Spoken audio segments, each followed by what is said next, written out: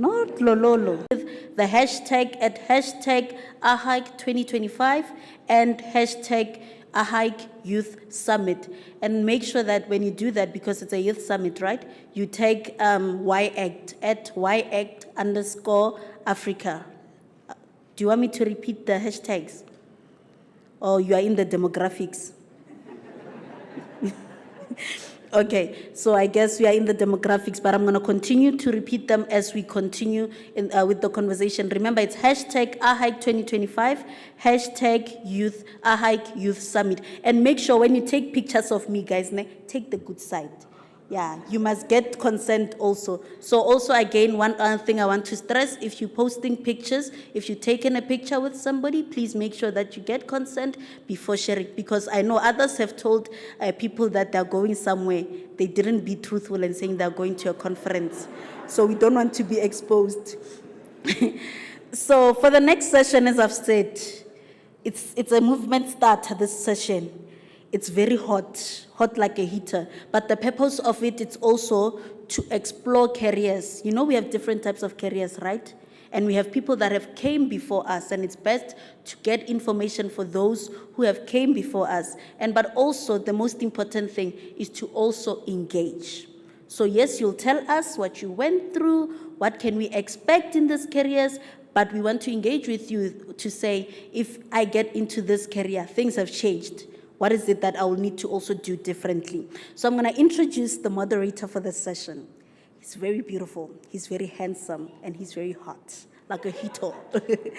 But he's still a friend, he's not a comrade, he's still a friend. His name is Tariq Azin, who is a very passionate, medical student from Tunisia.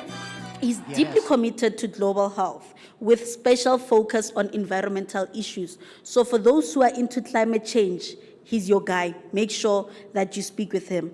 Tariq's journey as a climate advocate has taken him on significant roles, showcasing his dedication to tackling climate challenges and promoting sustainability. At the moment, he is leading the Climate Resources for Health Education Partnership and works tirelessly to bridge the gap between climate action and healthcare. So Tariq is going to get a very nice introduction, right? So Tariq, without wasting any time, DJ Bombatlata. But you know they love the sue. Yeah, that song.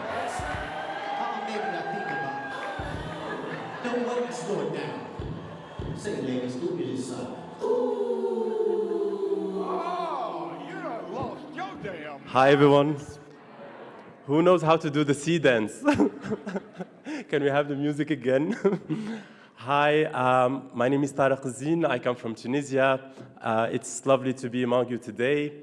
I came directly from the airport, so I don't recommend that as a means of transportation.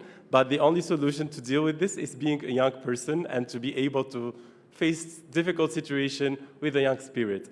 I am really happy to be moderating this specific session. As my colleague just said, it's going to be fire. We're going to be learning a lot from two distinguished women advocates, and we're going to be learning from them in a nice space. It will be a conversation rather than an interview, and you will have the chance to feed into the conversation by adding your questions. So without further ado, allow me to introduce, and I'm going to read their names not to butcher them. Please welcome Desta Lakau, Group Director of Partnerships and External Affairs of Amref Health Africa. Music, please. 40 acres in the mule, this is bigger than the music. Yeah, they try to break the game, but you can't fake influence. Hey, I'm tripping, I'm slacking, I'm riding through the back like, what's that on the beat, bro? We're putting lots of pressure on our second speaker. Mrs. Ilwad Elmi Mohammed, Head of Youth Division, African Union Commission. Welcome.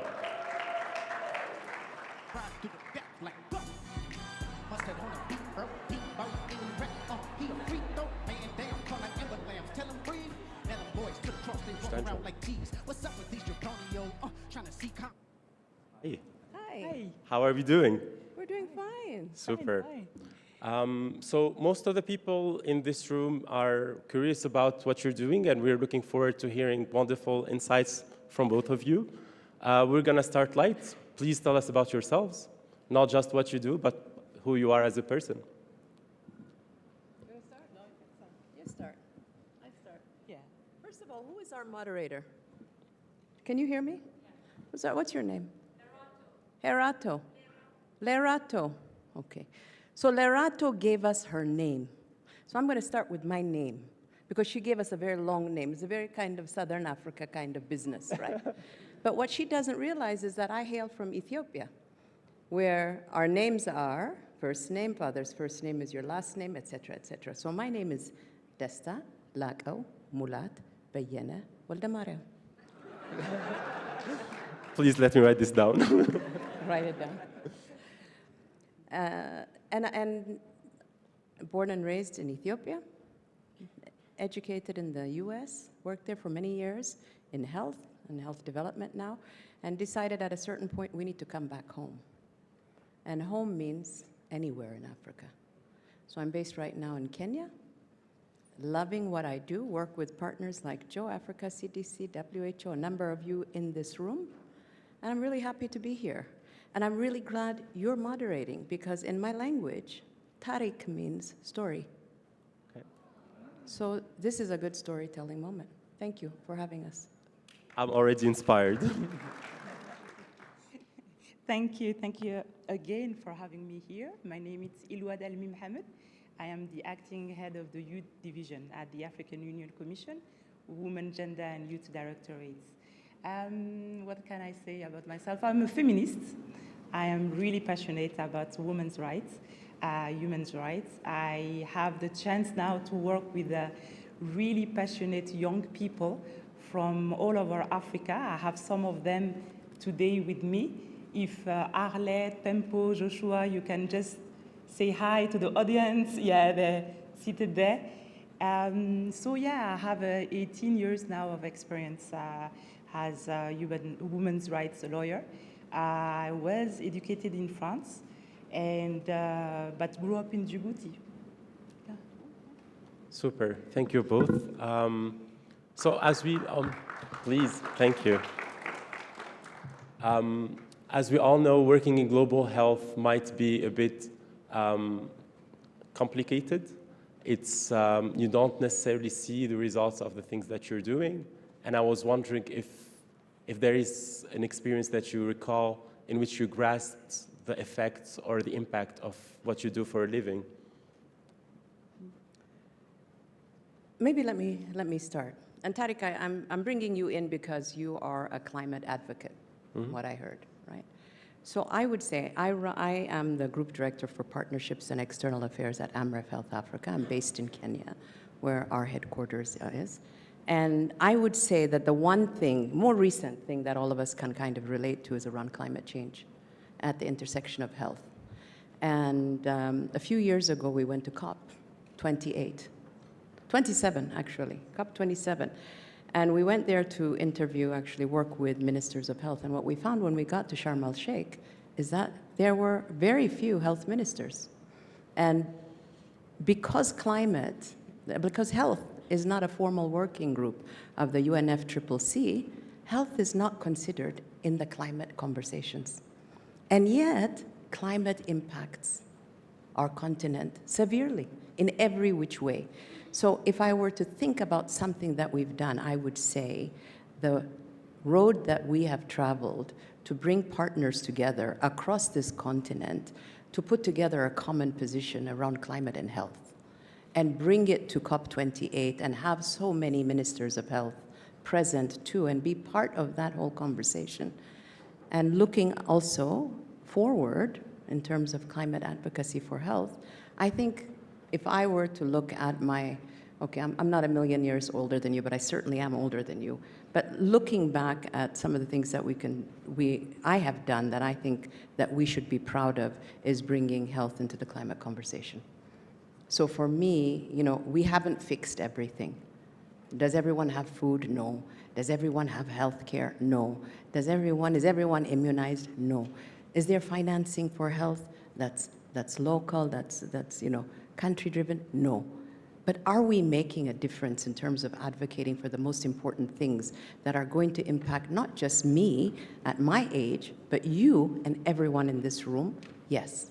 And I think that that advocacy, that engagement of youth in important matters such as climate and health, or even rights, is such an important thing. And in my view, that's the one thing that I think bringing to the table this whole advocacy agenda has been so important and so fulfilling.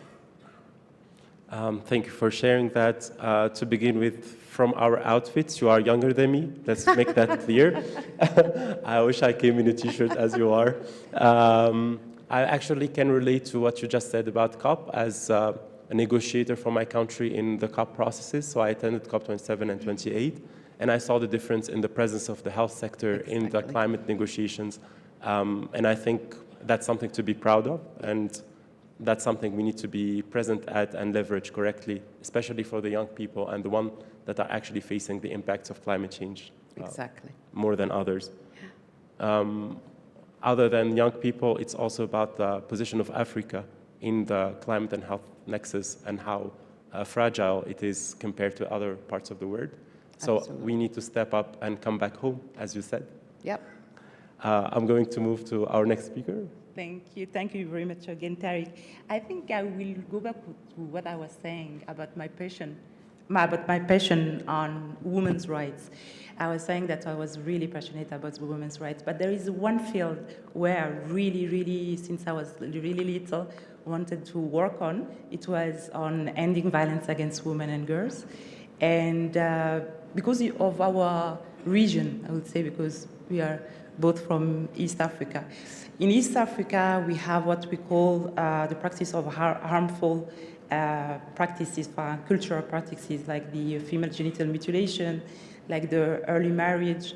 So when I was a young lawyer, just graduated from the university, I had really the chance to begin working with on a program with the parliamentarians of Djibouti.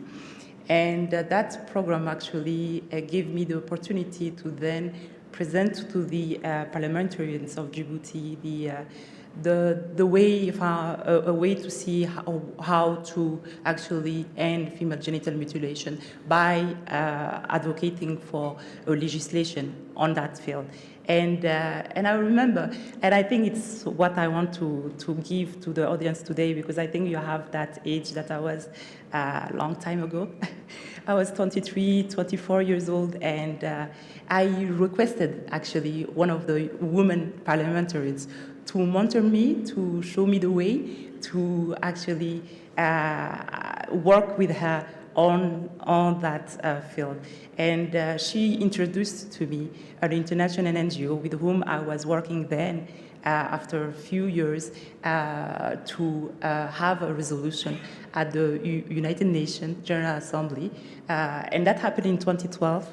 After working with them like 5 years, it was really an incredible thing. And I wanted to share that story because I didn't have anything more special than others. It's just that I went to see the parliamentarians and I asked for the mentorship, I asked for that opportunity.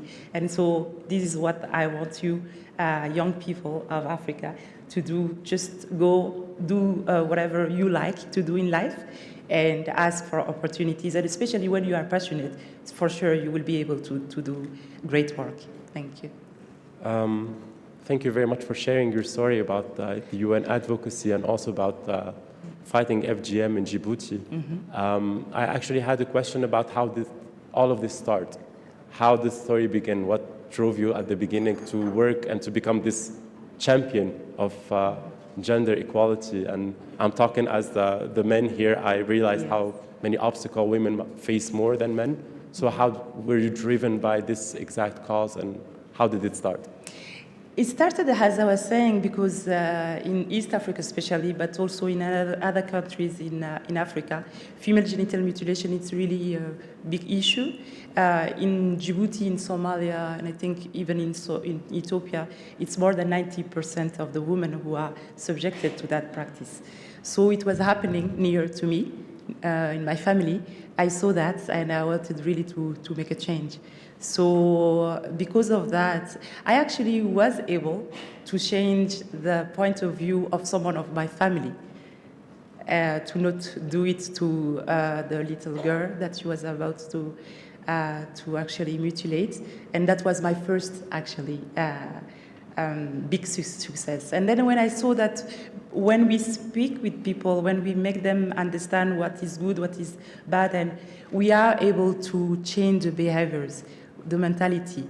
And so that impact, yes, influences my story. Then I wanted then to become an international lawyer and to work for women's rights. I am so happy to be a senior policy officer for women's rights also at the African Union, because it was my passion and it's something that drives me.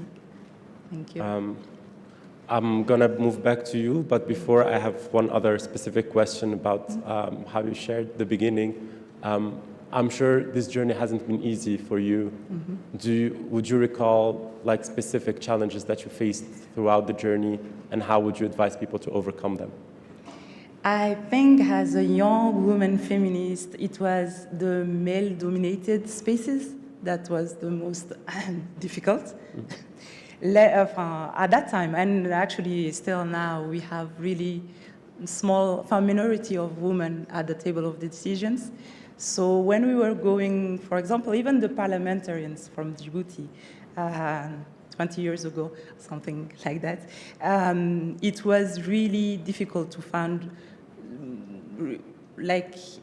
male and allies, exactly. You know what we talk about now, the positive masculinity. At that time, there was no such kind of, so it was really difficult to be in that space. But it was also something that's actually empowered me, because I was able then to speak up. And that's another advice. Really speak up, continue to speak up, because you are doing already a great work. Young people. Thank you very much. As a feminist man, I can only apologize for the rest of the people who didn't make us such a good impression on all of us. Before moving back to Testa, I want to remind the audience that you will have the chance to feed in with your question later on. So please, while we're listening to these two wonderful women, go ahead and think about the question. You might want to answer them. I'm personally enjoying this opportunity. You should too. Okay, I'm moving back to you, Testa. Yes. I wanted to ask you, what drew you to do a career in public health, and how did you take the decision to become the woman that you are today in your position? So maybe I didn't go into it like she did, right? Everyone has a different route. And when I went into health, it was not with the intention of going into health. I actually wanted to be a journalist. And so when I went to America, New York, my father said, "What are you going to study?" And I said, "Well, I want to be a journalist." But this was during the Ethiopian Revolution. And my father said, "A journalist? Do you realize they're killing all the journalists?" So I said, "Okay, well, that is not going to work. You don't travel across the water to be killed."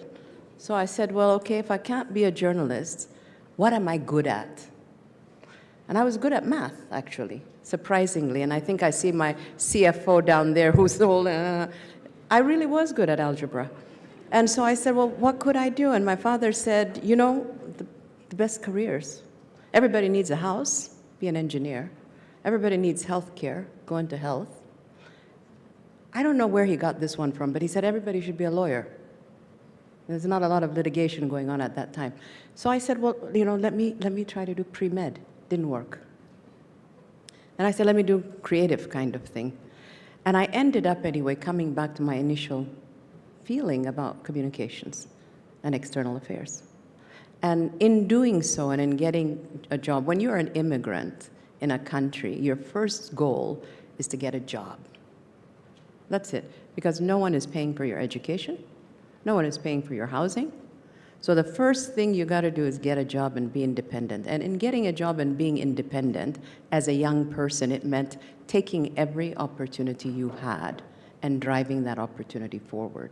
And if you have energy and if you have passion and if you feel like you have something to contribute to the world, people notice. And so even without thinking about it.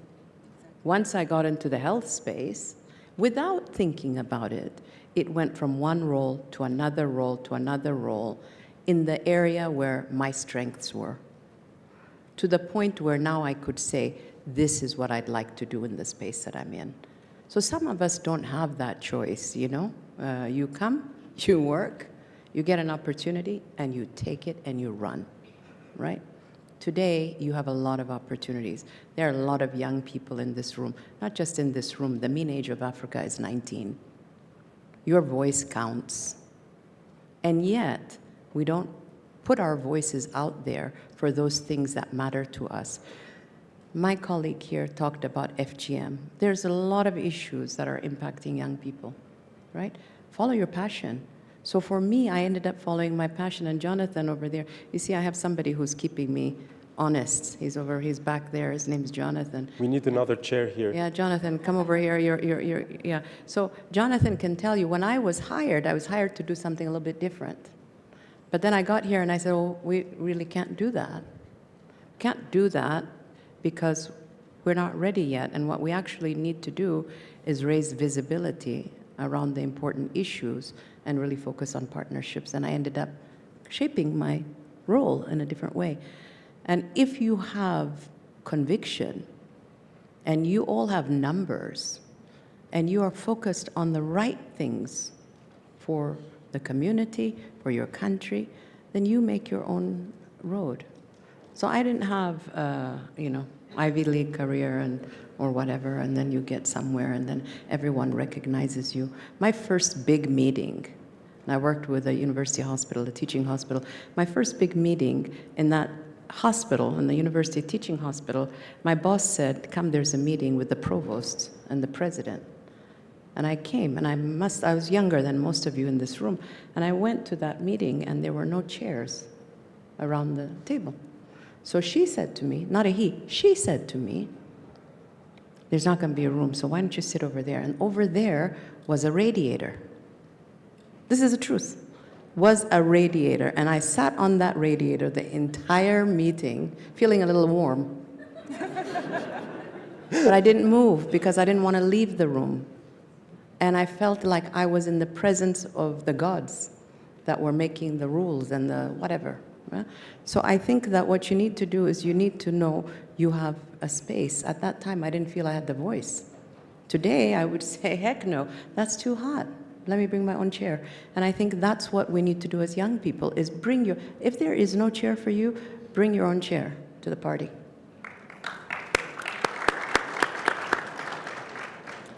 Thank you for all that honesty and keeping it down to earth. I think sometimes things feel intuitive or counterintuitive, and you need to follow your heart, as you say, to making a choice to where to go next. Speaking of where to go next, and as a person working on partnerships in public health, where do you see the future of public health, and I might say, in collaboration public health in the future? Where do I see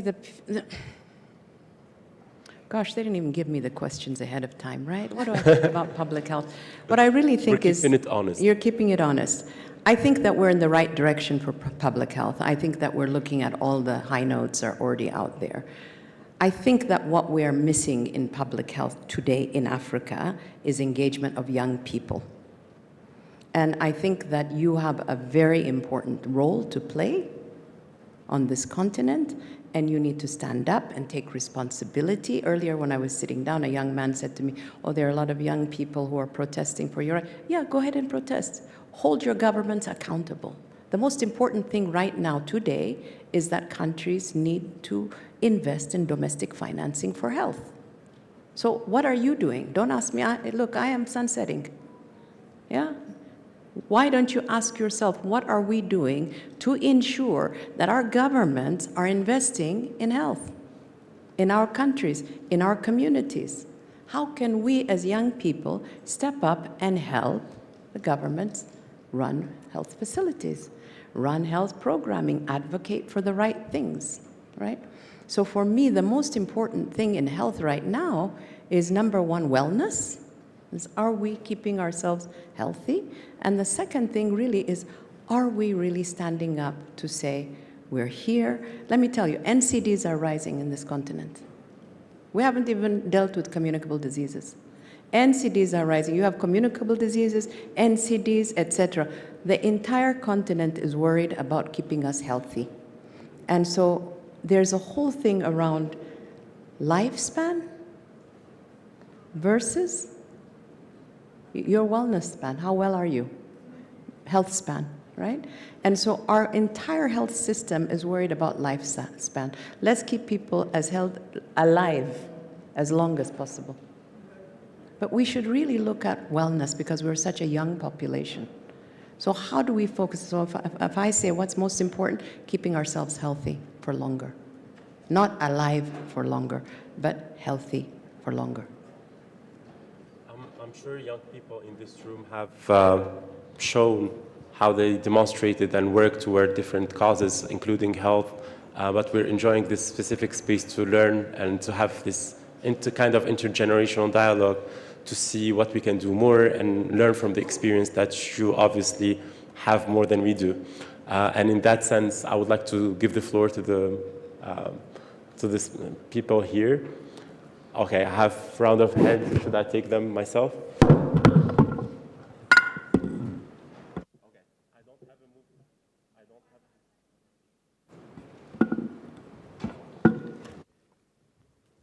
I was going to say I don't have a moving mic, so Bitania will do it.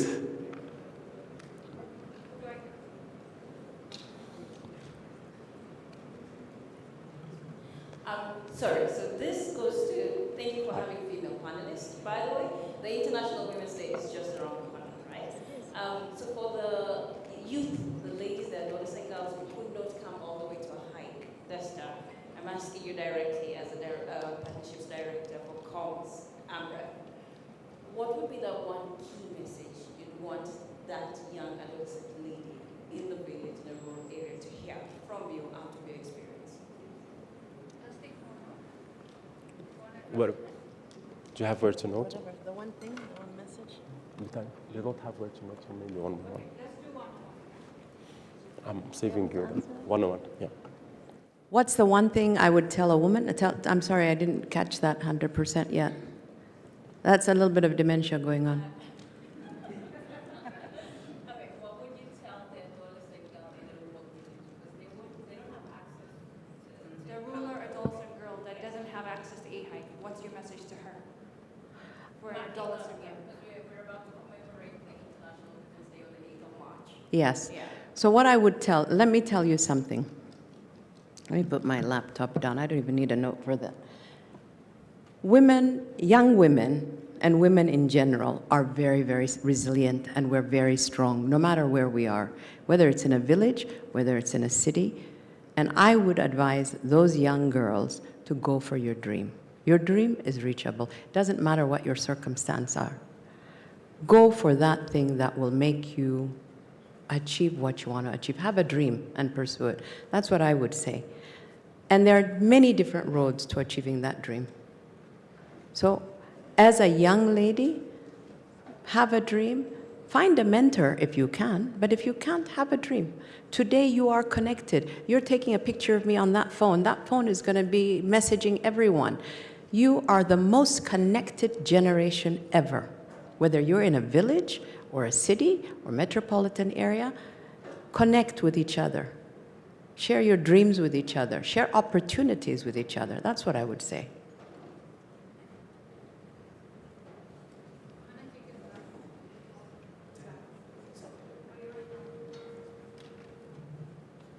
Okay, thank you so much. My name is Nancy Nyaliso from Kenya, and we've been supported by Amref to develop a tech-driven platform that increases access to female health and hygiene products. It's called Dignify. So my question goes to the two of you. You've been very key in policy advocacy and just supporting the youth in the various spaces that you're in. However, most of the times we have very beautifully crafted policies and agreements and commitments. However, when it comes to the implementation bit, that's where there's a challenge. The implementation, I would say, is very weak. So from your perspective, what are some of the ways in which you have probably tried to advocate for strong implementation? And also when it comes to the amazing work that you're doing, thinking about the sustainability of your efforts. I know Amref works with community health workers, for example. So when there's probably a reduction in funding, like what we have seen recently, how do you ensure that then, even with funding or without funding, this is sustainable? You go. Okay. Thank You have a notebook, so you're all set. Yeah. Yes. No, I agree actually about that question, about the fact that the most difficult after ratifying and it's the implementation, it's the domestication of the instruments. And I will say that, for example, I will give an example. We just had, and actually it's another success to which I contributed recently. We just had the African Union Convention on Ending Violence Against Women and Girls that has been adopted during last EU summit. And we did that during 4 years, 4 or 5, even 5 years of advocacy to all member states, and we achieved with the ratification. But that was not even the most difficult. The most difficult, it's always the implementation of the instruments. And what we see is that, unfortunately, yes, member states are really quick to sign, but the implementation is difficult because of the fact that there is no domestication, there is no factual domestication. And what I will say, it's 3 things. I think the most important is that we make sure that the reporting system for that instrument is there. For example, I will give the example of the Maputo Protocol on Women's Rights. It has been adopted since 2003, more than 20 years now. And unfortunately, until now, we have only 19 member states that reported on the implementation of the instrument. So really, it's really to advocate, and we continue that advocacy with the member states to report and to make sure that we know where we are on the implementation in the different member states. And then again, I will say that resources are really important. Making sure that the program, the policies, and everything are putting in place resources at the national level. The other thing, it's really making sure that we also reach communities through the CSOs. We are lucky, I would say, the reporting for the Maputo Protocol almost doesn't exist, but we have CSOs that write shadow reports on each of the member states. And we are happy to receive at least those reports that actually help us to know the real situation in the country. So yes, I will say that those are the 3 things that are the most important to have. Can I simply answer very simply? Yes, please. A policy is just a policy, right? Getting to the policy is important. You do all of everything she said. But I think the most important thing to translate policy into action is financing. So if there is a policy that you want to see enacted, then you have to lobby just as hard for the financing to make it happen. If I might just to that, as a young person, I think it takes that little punch of young people to make it happen as well. We need to keep our leaders accountable and to say no to the things that we don't want to see. Like you said about demonstrations, I think it's also our role, and it makes it difficult for us to stand up and say no to things we don't like, and then say yes to the things that we want to see more of. With that being said, I mentioned that I arrived directly from the airport. This discussion with you both, like my eyes are wide open. Thank you for being so inspirational, and I'm sure the audience here would have more questions for you, but unfortunately we don't have time. So please have your question on social media and just tag YACT so they will be able to answer them. Thank you very much for being here, and yeah. Thank you. Thank you. You really about to do it? 40 acres in the mule, this is bigger than the music. You really about to do it? Yeah, they try to break the game, but you can't fake influence. Hey, I'm tripping, I'm slapping, I'm riding through the back like fuck. I must have perfectly, I'm Haibo, DJ, sabotage. That's like sabotage, epic sabotage. But it's okay. We will sort it out next time. I really wanted them to do they're not like us, because we are not like everybody.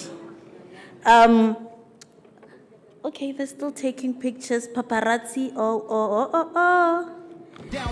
So we are way over time. Our apologies for that, because I know some of us are looking forward to the walk and the others are looking forward to the t-shirts, but we will make sure.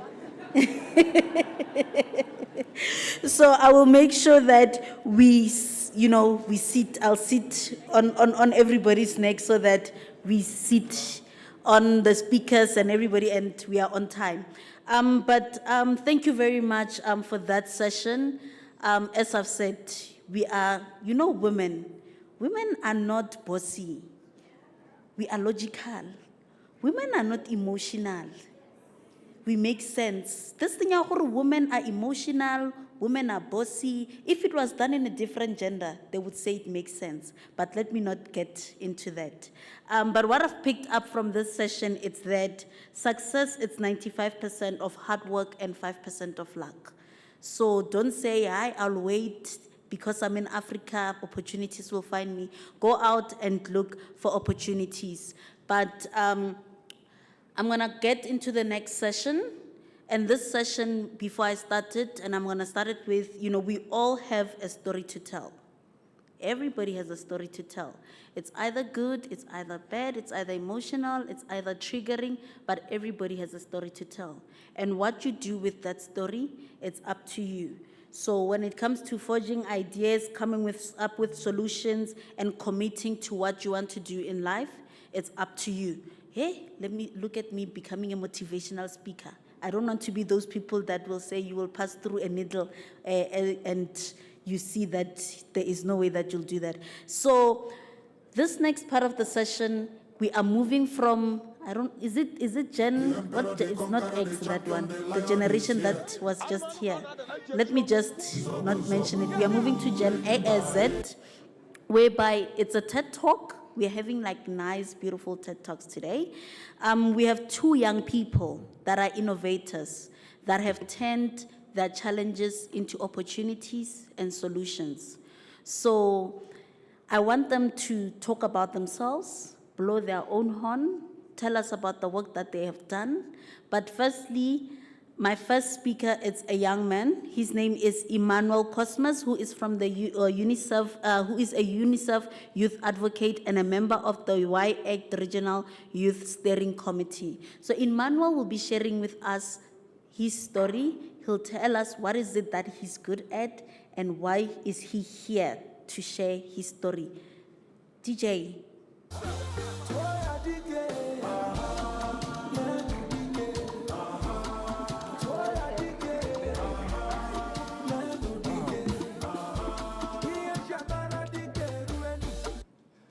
Good afternoon, everyone.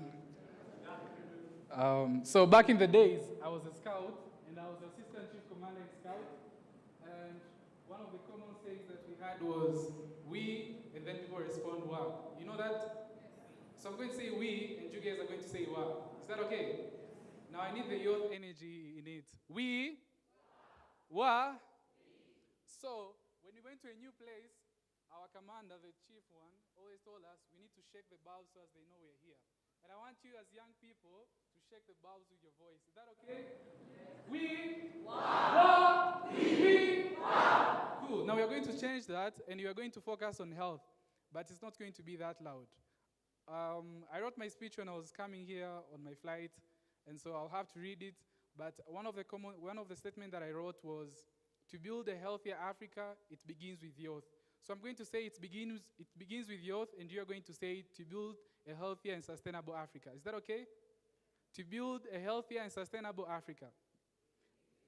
Oh, that's cool. Okay, it begins with youth. Okay, now we are going to do it a little bit louder. To build a healthier and sustainable Africa, it begins with youth.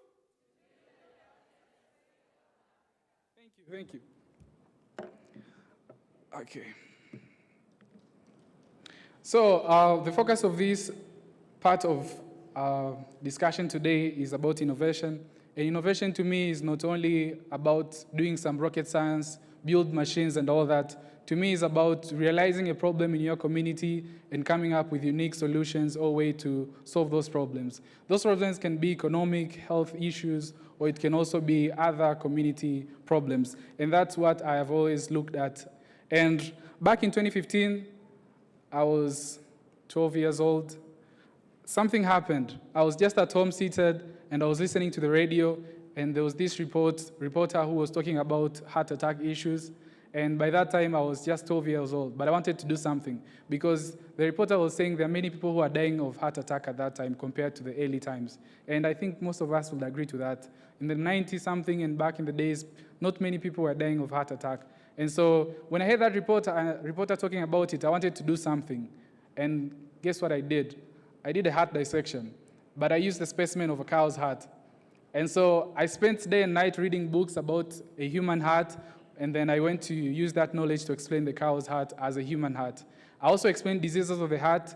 I also explained how you can try to take care of your mental health so as you don't get heart attack. Now remember, I was 12 years old, and I went to this science fair. All people were really surprised of this human being, really small, trying to dissect a cow's heart. I had a white lab coat, explained all that. And luckily enough, for the first time, I won the Special Chairman Awards in that science fair because they saw like I did something unique. And there is where my journey of innovation, like I was really boosted to continue doing that work. And so that was my first project that I did. And a lesson from that project is to tell you, no matter the age, no matter the size of your body, I think I'm a little bit small. And so no matter your age, no matter your body size and anything, you can do something and come up with a unique way of solving a problem. Fast forward when I was 16 years old, I was in secondary school. And I always heard about women, the issues about blood where there is lack of blood. It's still an issue in most countries, and I wanted to do something. But I was 16 years old. I was not eligible to donate blood. So what did I do? I approached the school head boy who was in upper level, A level, in Tanzania we call, and I told him I need to have a number of young people to go and donate blood and help people. And he invited me to the top school, and I was the young boy, 16 years old, talking to the 20-something girls and boys, and I told them like, hey, there's this issue, I cannot solve it, but I want you to be part of this journey and help solve it. And so if you're willing, we'll go to this day to a hospital and donate blood. And they showed up, and we went and we donated blood. That was the second time where I saw a problem and I came up with a solution to it. And so to me, that I count it as innovation. It's just you looking at things in a different way. And despite your age, despite anything that is counted as a limitation to you, you look for a solution to solve that. Now we're moving forward to when the COVID pandemic broke out. That's a few years ago. Schools were closed, and by that time I went to stay in an orphanage center. I was teaching children science, English, Swahili, and other life skills. Since I was a scout, I had the time to train them a little bit about survival and all that. But during that time, I also designed a hand washing machine. You people, you know those machines where you step this side, soap comes out with the other side. So I think I was among the earliest people to do that in Tanzania, if not the first. I cannot say that because I was not understanding the issue about copyright and all that. But I did that, those machines in Tanzania. And that's how they work. Like you step this side, you have water, you have soap, the other side you have water. And I distributed a number of them in the northern region of Tanzania. And so by that time, I did not have everything, but my dad, who is working in that area of welding also, he could, you know, when you come from a middle-income family or somewhere there, our dad takes us with them. If it's the farm, they teach you how to do things. And so from there is where I learned how to do welding, a little bit of that, and there is where I could come up with a solution when there was a COVID pandemic. Also, my brother, Innocent, who looks like me, in case you cross paths with him in my socials, you'll see him, was also helping a lot in that. So that was during COVID pandemic. Apart from going to teach children about science, health, English, and all that, I also thought of a solution that could help. You all know that hand hygiene was one among the best solutions to prevent the spread of the virus. And so that's what I did. That was during COVID pandemic. And luckily enough, during that time is when I was selected as a UNICEF Youth Advocate on water, sanitation, hygiene, and innovation. By that time, The platform that I got from UNICEF gave me room to participate in some policy decision-making and other rooms of discussion to voice up about the opinions and ideas about youth engagement and more of that. And there is where I started shifting into more focusing on youth participation and engagement in decision-making. Now, getting back, my story is not just a story. It's a reflection of what youth in Africa can do when given the opportunity and support. For me, at some point, it's not like NGOs came to support me. My family was the first people who could support me. And so to me, I believe that this is what young people can do when they are supported. Youth are not the beneficiaries of these health innovations, but they are the ones who can actively contribute to these health solutions. And if we support them, it's going to be amazing. I remember I was reading when I was coming on my way here about the Abuja Declaration that was signed in 2001 in the African Union, that African countries were agreeing to contribute 15% of their annual budget to health sector, but I think it's only 10 countries that have achieved that by 2022, and so that shows that we are really behind in supporting that. Now, when I was reading that, something crossed my mind that if they think it's enough what they've already contributed in health sector, they now need to take that money, invest it in AIs that can solve health issues, invest in other startups and technology that can solve problems on the sector of health. Or if they think they've also done more than enough in that sector, they could also support interns and other young people who want to participate in health sector. Because I know many young people trying to look for, I want to go to the US, I want to go to this country to volunteer or become an intern in one of the big organizations and learn more about health and help there. If the 15% has been achieved, or let's say they've reached 7% and they think is enough, the remaining 8% that they agreed to support or contribute to the health sector, they can support the young people. Allow them to get enough, like a reasonable amount of, let's say, income so that they can stay in Africa and support and build our Africa. During the COVID pandemic, we learned a lot. One of the things that we learned is that we are so reliant to technologies and knowledge from other countries, but if we gave a room to ourselves to grow those technology or develop them, would have gone much or far better. And so one way to achieve that is through actively engaging young people. So that's a brief about my story and things that I've done, and I thank you so much, and I hope we'll cross paths some other time.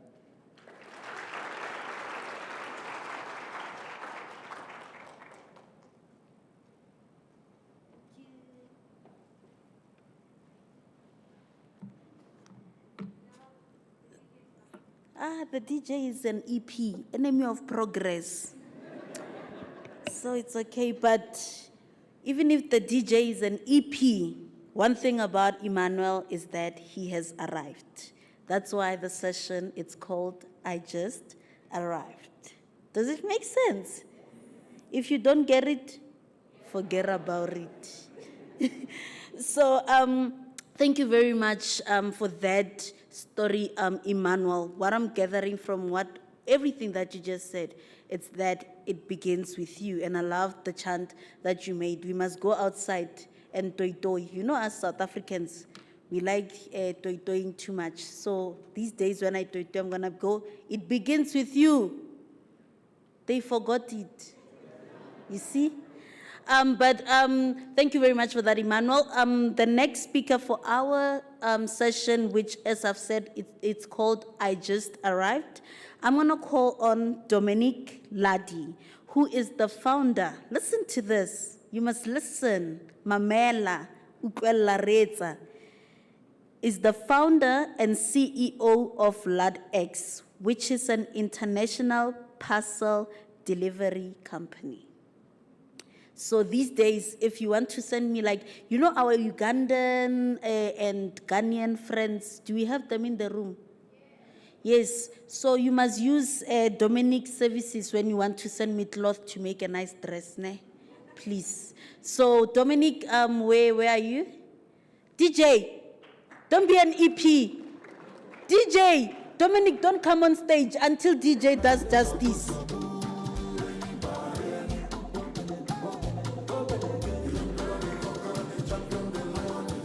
Yes, the emperor, the conqueror, the champion, the lioness is here. Dominique, thank you.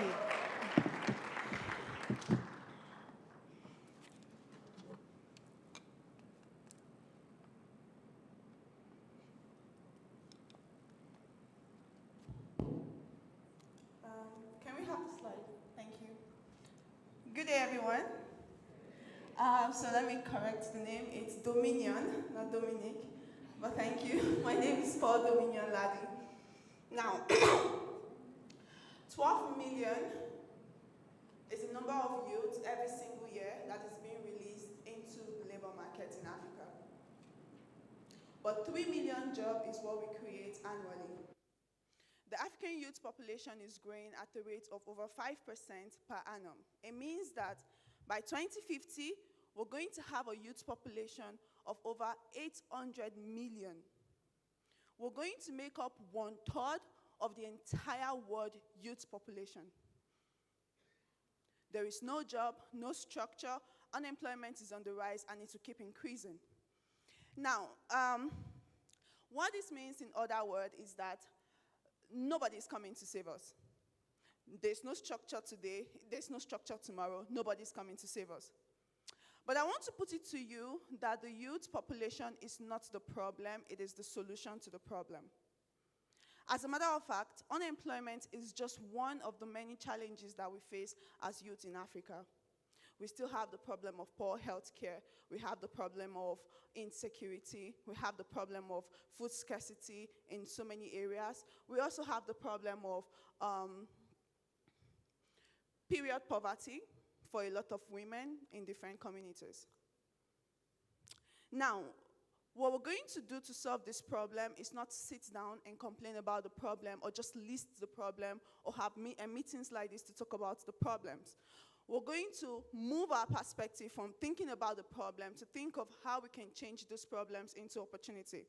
As a matter of fact, I want to say that every challenge is a gateway to an opportunity. Every challenge gives us a room to innovate. My name is Paul Dominion Ladi, again. Last year, I relocated from Nigeria to Rwanda, and a few months later, I needed to send some items from Nigeria down here. So the first thing to do is to go online and look for options that are available, so I went online. Now, the cheapest I saw was for 376 euros. This is approximately $400. So we realized the price of sending an item within one African country to another African country is 10 times more expensive than sending items from Africa to Europe or Asia or any other part of the continent. Delivery services charge so much for Africa international delivery services for so many reasons. Now, instead of sitting down to complain about this problem, I created a platform called LADEX. It is a platform that helps connect travelers to senders. So someone who is traveling, who has unused luggage space, can easily connect to someone who wants to send item, and they get to send this item cheaper and faster. In less than 6 months of operation, we were able to pay over 15 million Rwandan francs. This is over $10,000 to our travelers. In less than 6 months, we're able to create over 88 jobs directly and indirectly, and we're now operating in 4 African countries in 6 months. Thank you. But logistics is just one of the many problems that we're facing.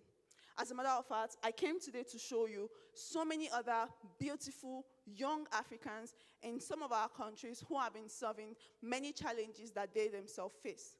We have Mati. Mati realized that waste pollution, plastic waste pollution, is going to be a disaster. It was a pandemic, and it was just increasing and increasing and increasing. What did she do? She turned waste, plastic waste, into bricks that are now used in building houses and are way stronger than concrete. She has been able to create 110 jobs in Kenya. We also have Eje. Eje realized that farmers, especially in Nigeria, are highly underfunded. They don't have money to go into farming activities. What did he do? He created a platform called Thrive Agric, where ordinary individuals like myself and you can come together and help fund different farmers. And with this, he and his team has been able to create over 200,000 jobs in Nigeria. We also have Ricky Papa Thompson. He realized that in Uganda, the motorcycle system was very unstructured, highly insecure, and had so many lapses. He created a platform called Safe Border to help create structure and regularize how motorcycles operate in Uganda. With this, he has helped empower 10,000 people in Uganda.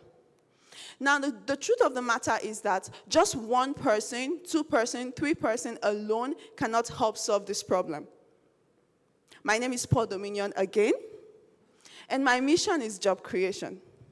I have made it my mission to help create 50,000 jobs in Africa between now and the year 2050, but there's just so much one person can do, and that is why I am here today. I want every single one of us to start where we are. Think about the problems that have affected you. Think about the challenges that you have faced. Think about all the things you've complained about, even the ones you complained about before coming here or while you were here today. And then ask yourself one simple question. What opportunity can I create from this problem? How can I solve this problem for myself and solve this problem for other people who are affected by the same challenge? This is the first step. We don't need to start big. We don't need to go global. We don't need to start looking for which government is going to fund us just immediately. I want you to know that with simple action, with small steps, you begin to attract the right people, the right team that will join you in your quest to solve the same challenge you're trying to solve. And that is where growth comes in. With this kind of growth, we create the impact that we're looking for. Ladies and gentlemen, as I come to the end of my slide, my goal is to challenge you to begin today to think of how you can turn all the challenges around you into opportunities. Like Emmanuel, let's look for ways we can innovate, because together we'll create the Africa we're looking for. Thank you.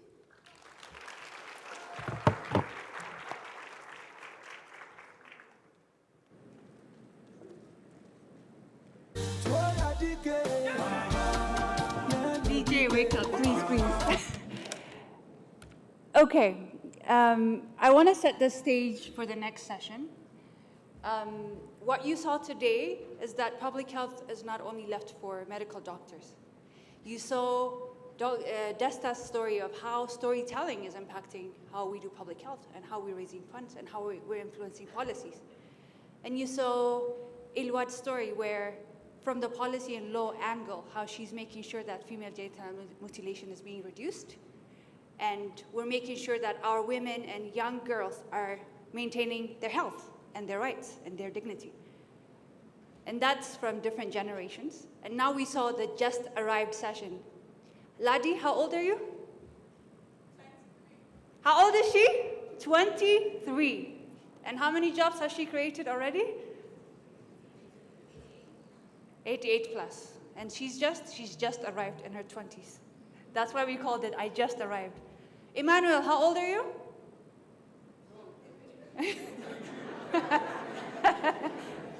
He's 22 years old. When did he start his innovation? At 12 years old. We wanted to show that change doesn't start or doesn't wait for you to age, to get to Desta's age, for example, or to get to the middle-aged people, or to get to where I am, whom I just arrived on my 30. So we've seen the 12-year-old, the 20-year-old, the just arrived early 20s, and now there's the mid-youth. So what we wanted to show with that was youth is not just a bracket of 18 to 35. It's a range, right? Those that have started at 18 don't have the same needs as me, as a 30-year-old, an established mid-career professional, right? So with this youth summit, it's not just to focus on young people. We wanted to call collaborations of intergenerational solidarity, because the change will continue. It doesn't just start, it will continue. And the change starts with who? And with the next session, I just saw that my speaker is here. We will have a fireside chat with Dr. Gitinji Gitahi, who's the group CEO for Amref Health Africa. And he's coming. DJ, we had agreed he was going to enter with music. Anyways, we'll keep clapping, yeah? You have to enter with a dance move.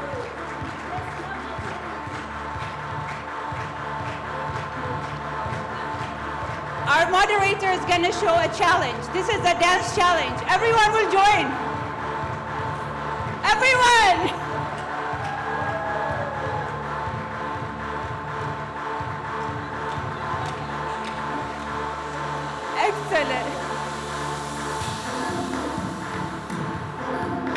people join us on stage? Any young person that wants to challenge our GDO? Please.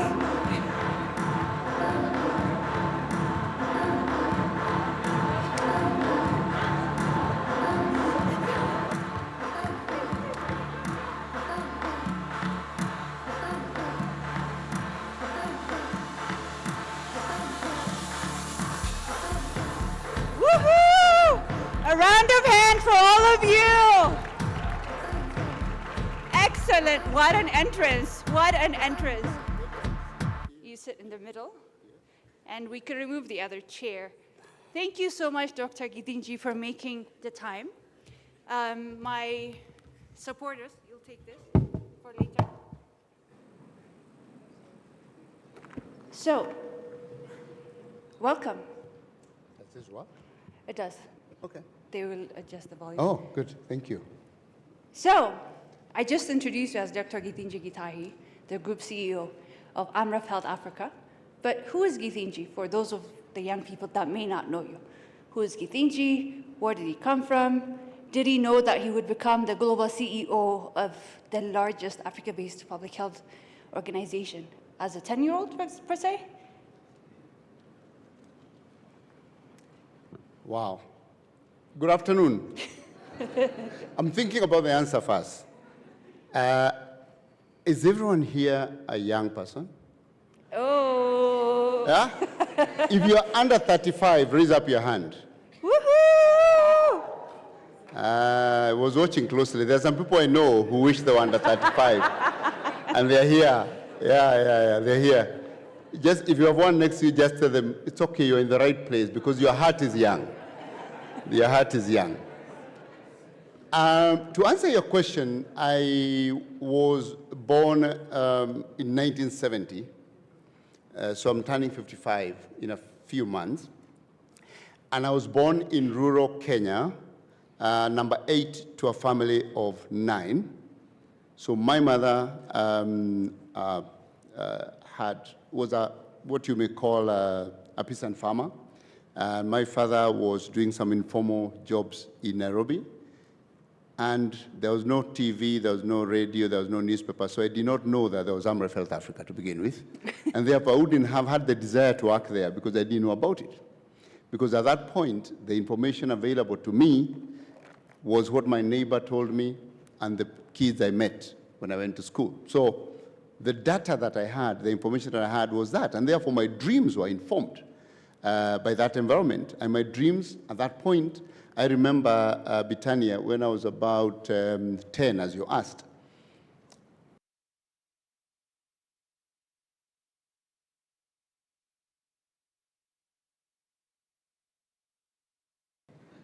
That I thought if I can manage the resources, manage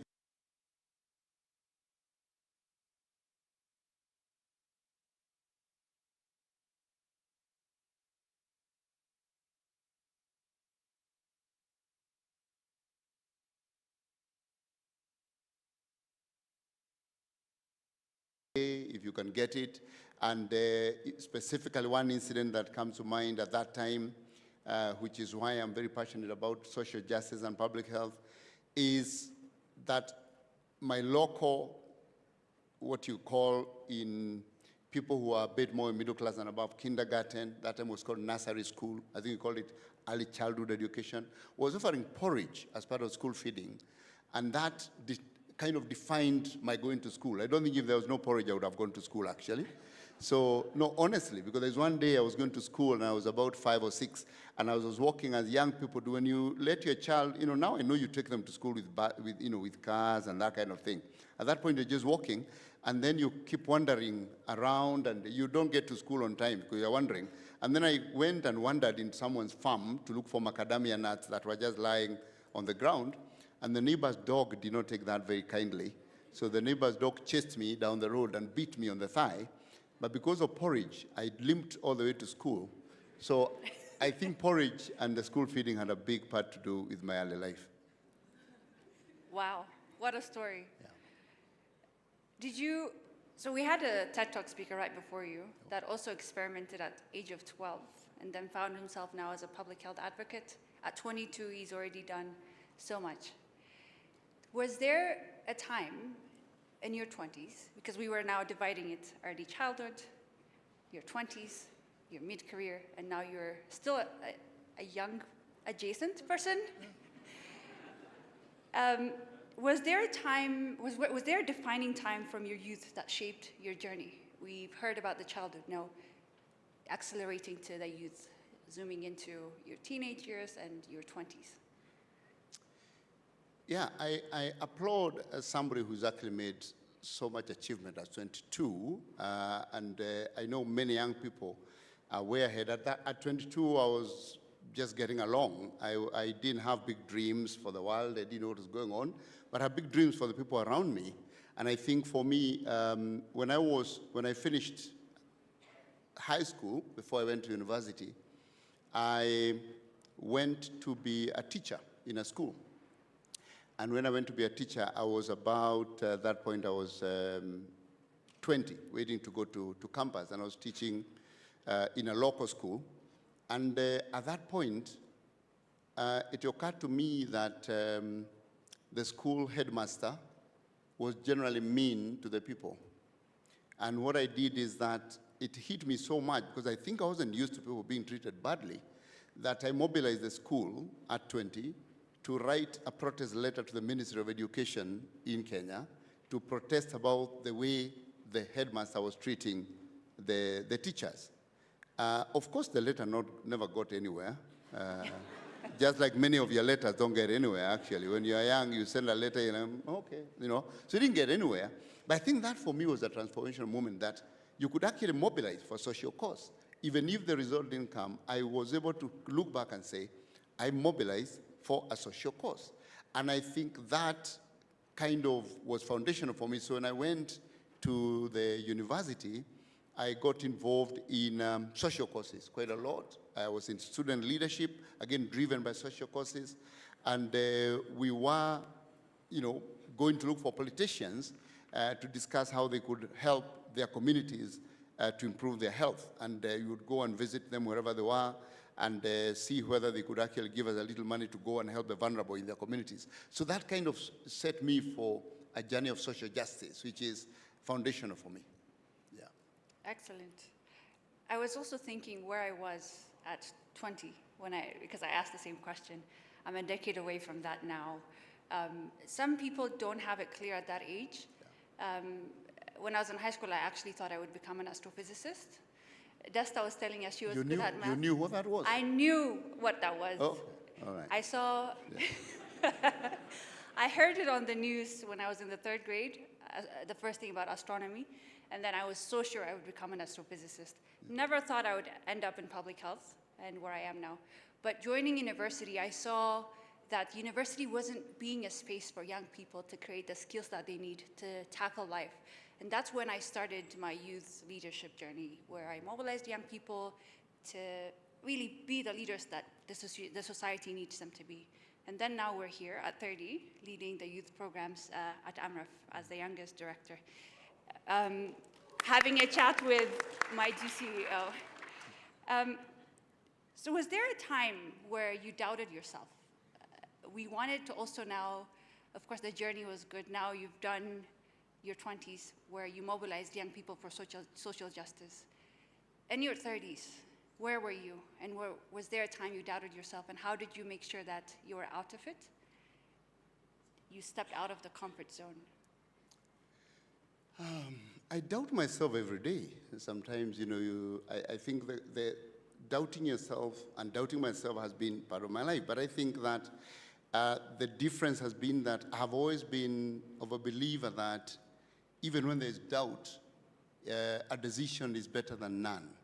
That when you make a decision, then even if it's the wrong one, you made the decision. I think the challenge is doubt, is that it lingers in us and makes us paralyzed to make decisions.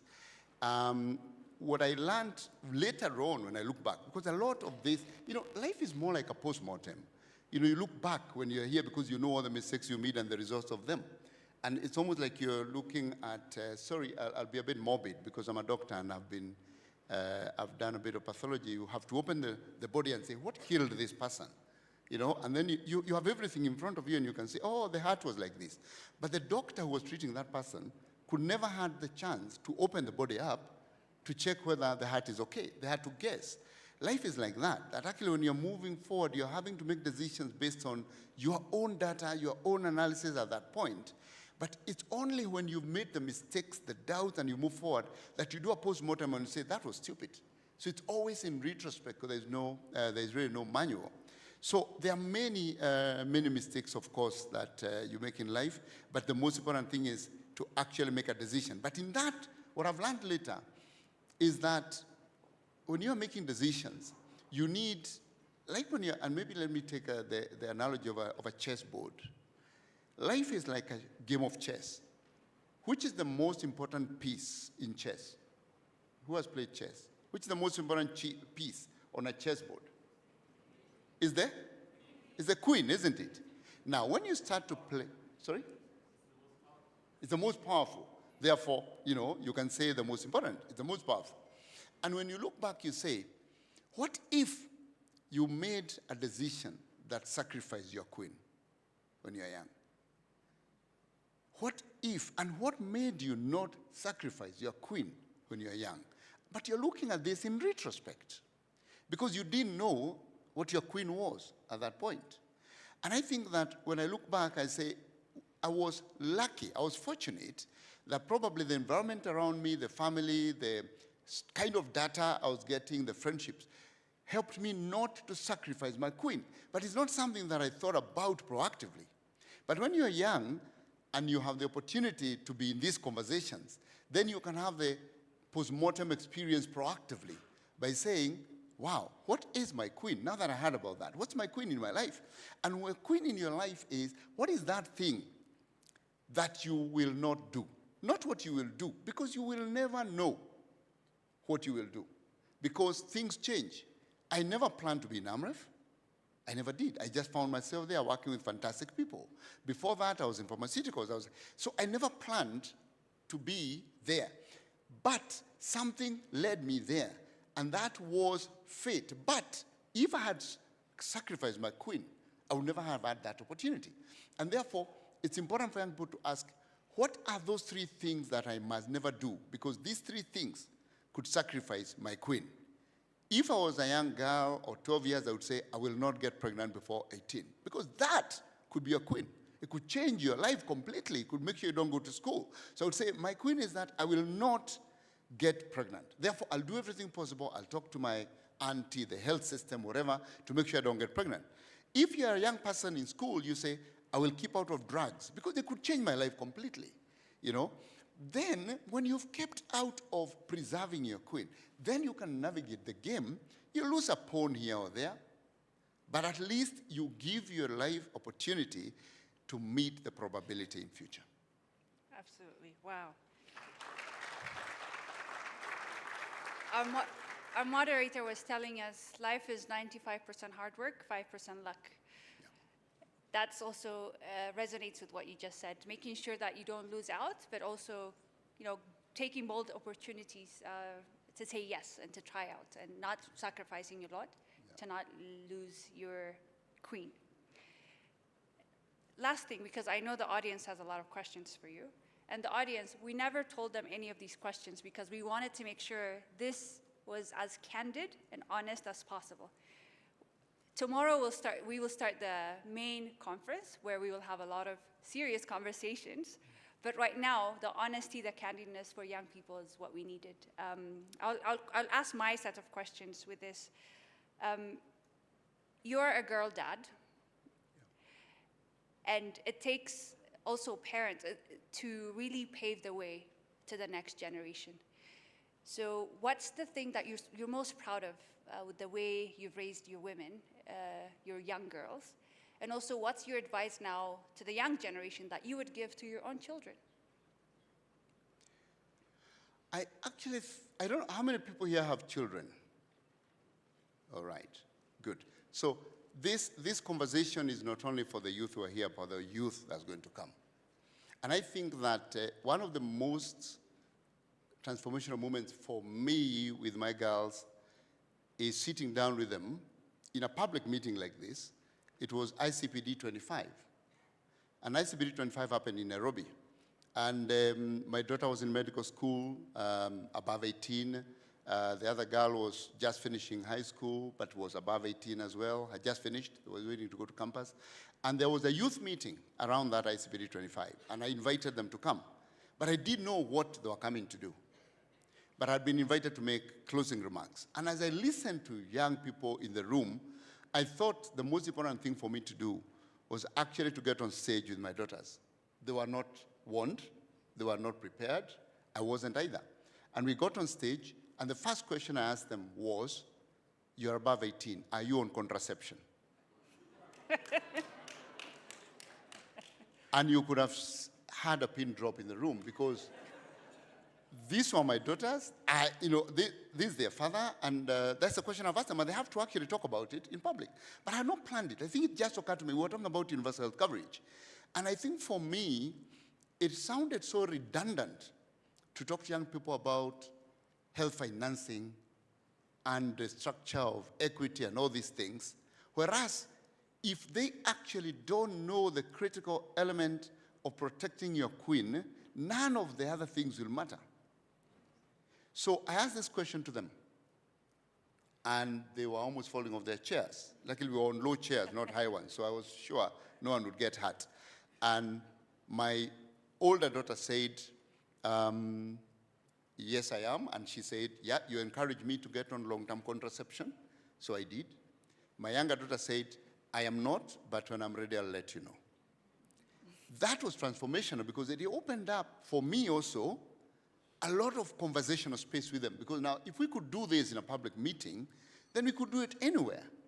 And right now, I am proud of them. I'm really proud of them. My firstborn daughter now is an intern in a county hospital as a doctor, still going strong. The other one now is applying for her master's. But I asked myself, if I didn't have these conversations with them earlier, could they probably have lost their queen? Could that have sacrificed their potential in school? Could they probably have dropped out of university for a year or two? They could still have come back, but what would that have done? And I think that for me was a lesson that I would like to tell other parents, that the reason we protect the girl child, because you said I'm a father of boys and girls, but the reason we protect the girl child is that if they don't have the right information, biology will always be supreme. This is not about morality and ethics. Biology will always be supreme, because at 15, the reproduction window is knocking, and if you don't know whether to open it or not, you'll open it, and once you open it, that could change your life, not because it's wrong, but because the society currently has defined that you need to be in school until 18 for you to discover your full potential. If this was 1900, wouldn't have bothered. My mother got our firstborn child when she was 16, and we have a successful family. But that was then. This is now. So I think that is what I would say in terms of my journey with my girls. Amazing. This is the definition of walking the talk, because if you don't implement it at home, what you advise for young people to be safe, to be healthy, if you don't have open conversations with your own kids, it wouldn't work. So this is the example of walking the talk. Now I want to open it up to our young people in the room. It's hard to choose. Let's start from the back, actually. I see one hand in the back. I think the first rule should be nobody above 35 should ask a question. And we'll ask proof of age.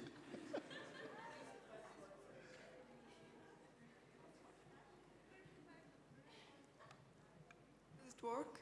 Okay. Hello, I'm Ala Ahmed, and I'm coming from Sudan. I'm a medical student, and I'm 19 years old. First of all, I want to talk about jobs and employment. As a student myself, I believe the system is not working. No matter how many jobs there are, it's always going to be expensive. Housing has become expensive, life has become expensive. The population will increase, and jobs, yes, we can solve the problem. But again, inflation will be there. The system is broken. The problem isn't the jobs only. The problem is the system. What do you guys have?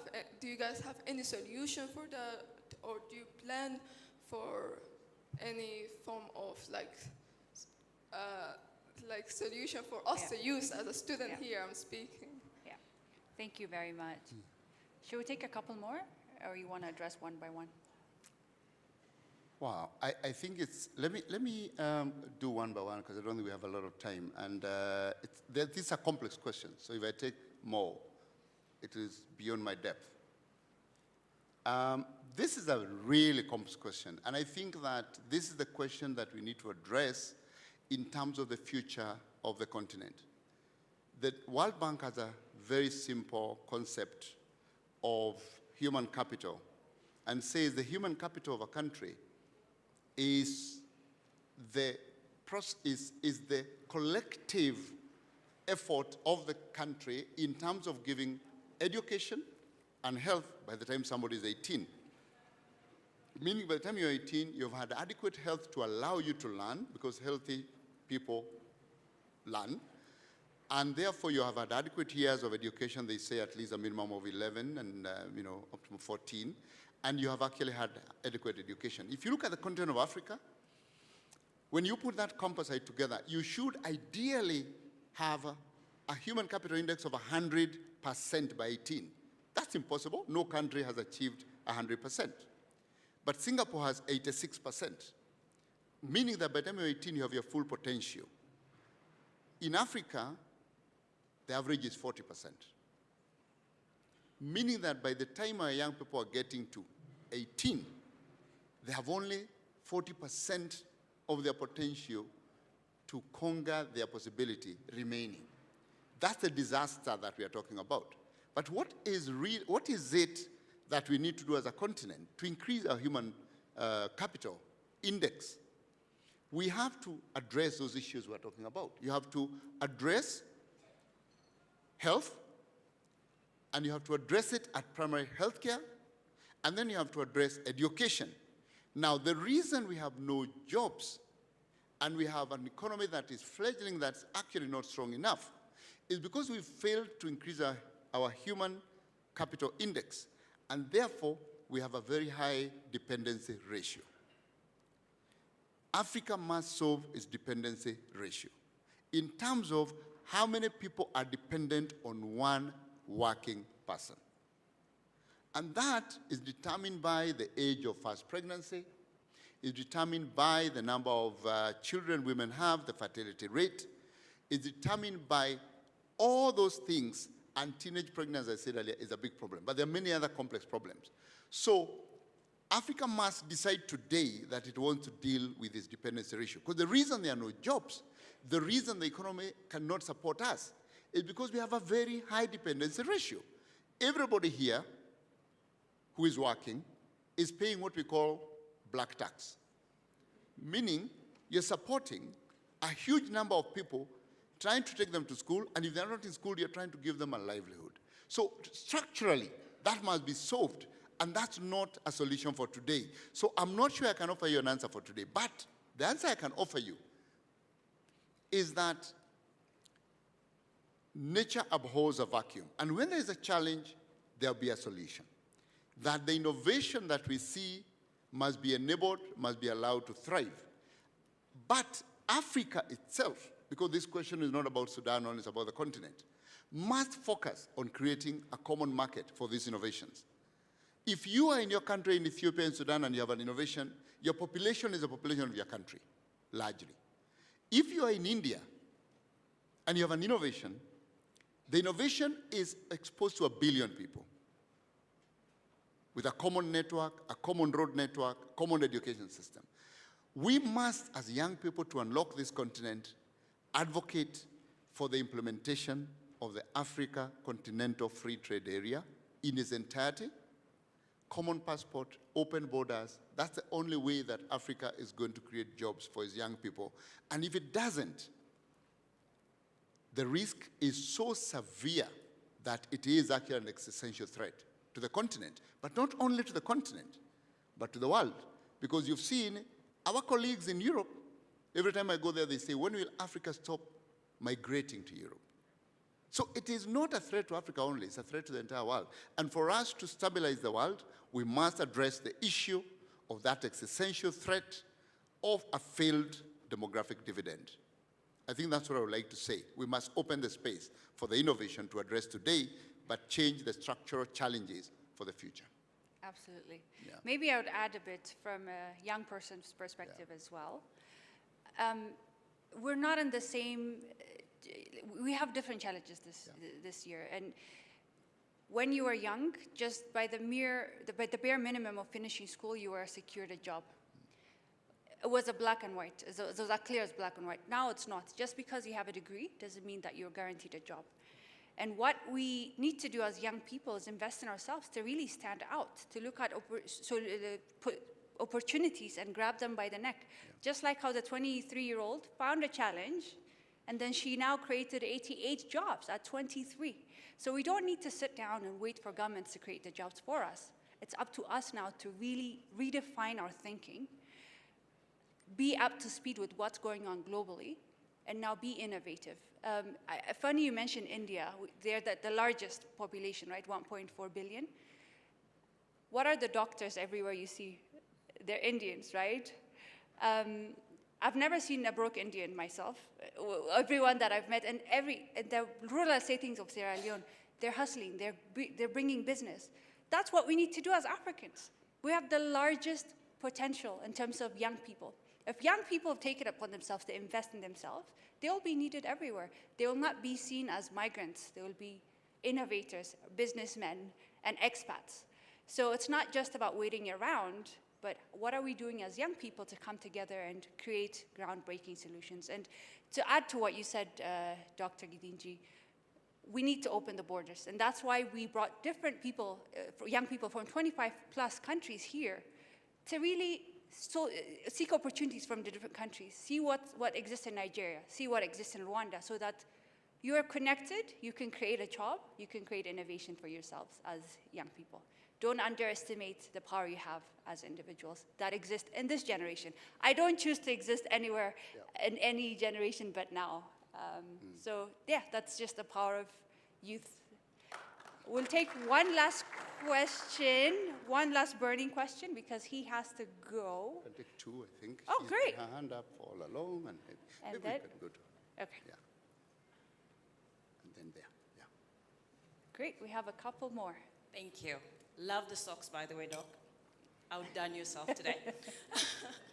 So, Doc, quick question. I mean, I like the fact that you brought your family into perspective. I like the fact that you bring family. So we see you as not Gidinji, the CEO, but the Gidinji, the dad. And International Women's Day, I keep on emphasizing this, people, sorry.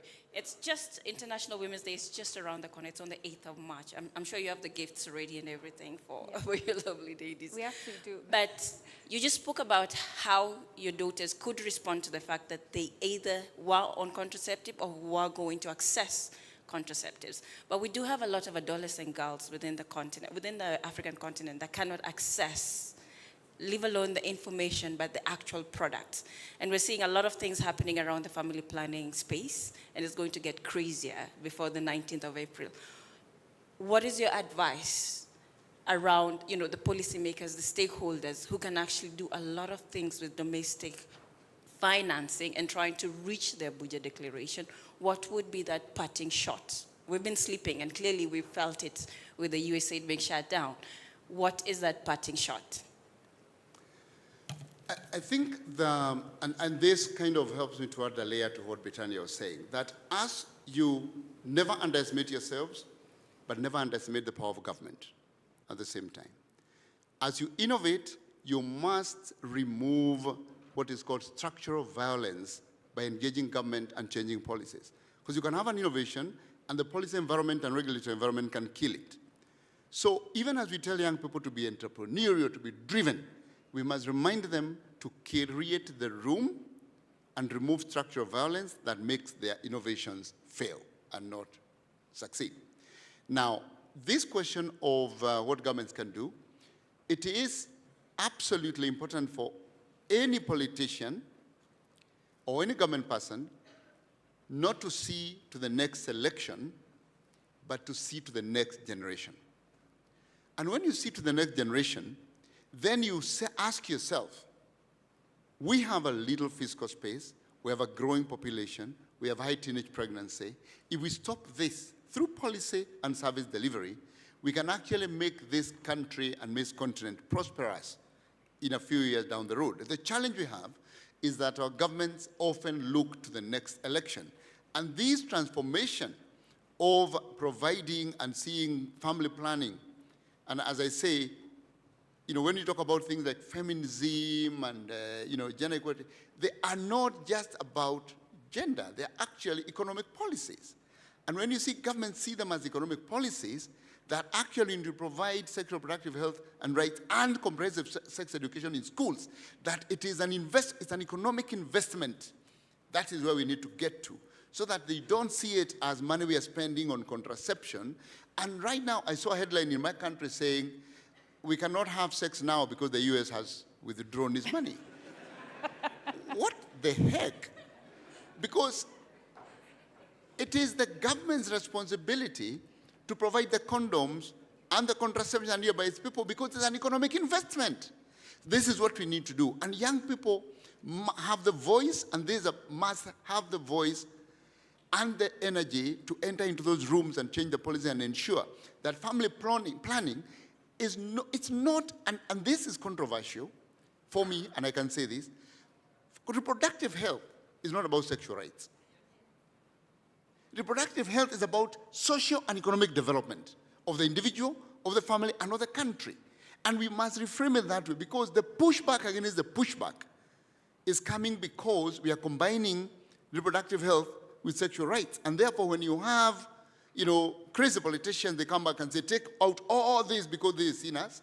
We must focus on family planning as a socio-economic investment for every country, because when you reduce teenage pregnancy, you build a country. When you reduce fertility per woman, you build a country. When you reduce those things, you reduce maternal mortality, you reduce health costs, and you actually set the country for prosperity.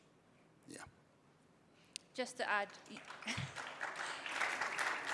you know how the Gen Z movement in Kenya has really reversed the policy, right? Same can be done. Please, Gen Z, we need those voices for SRHR as well. The last.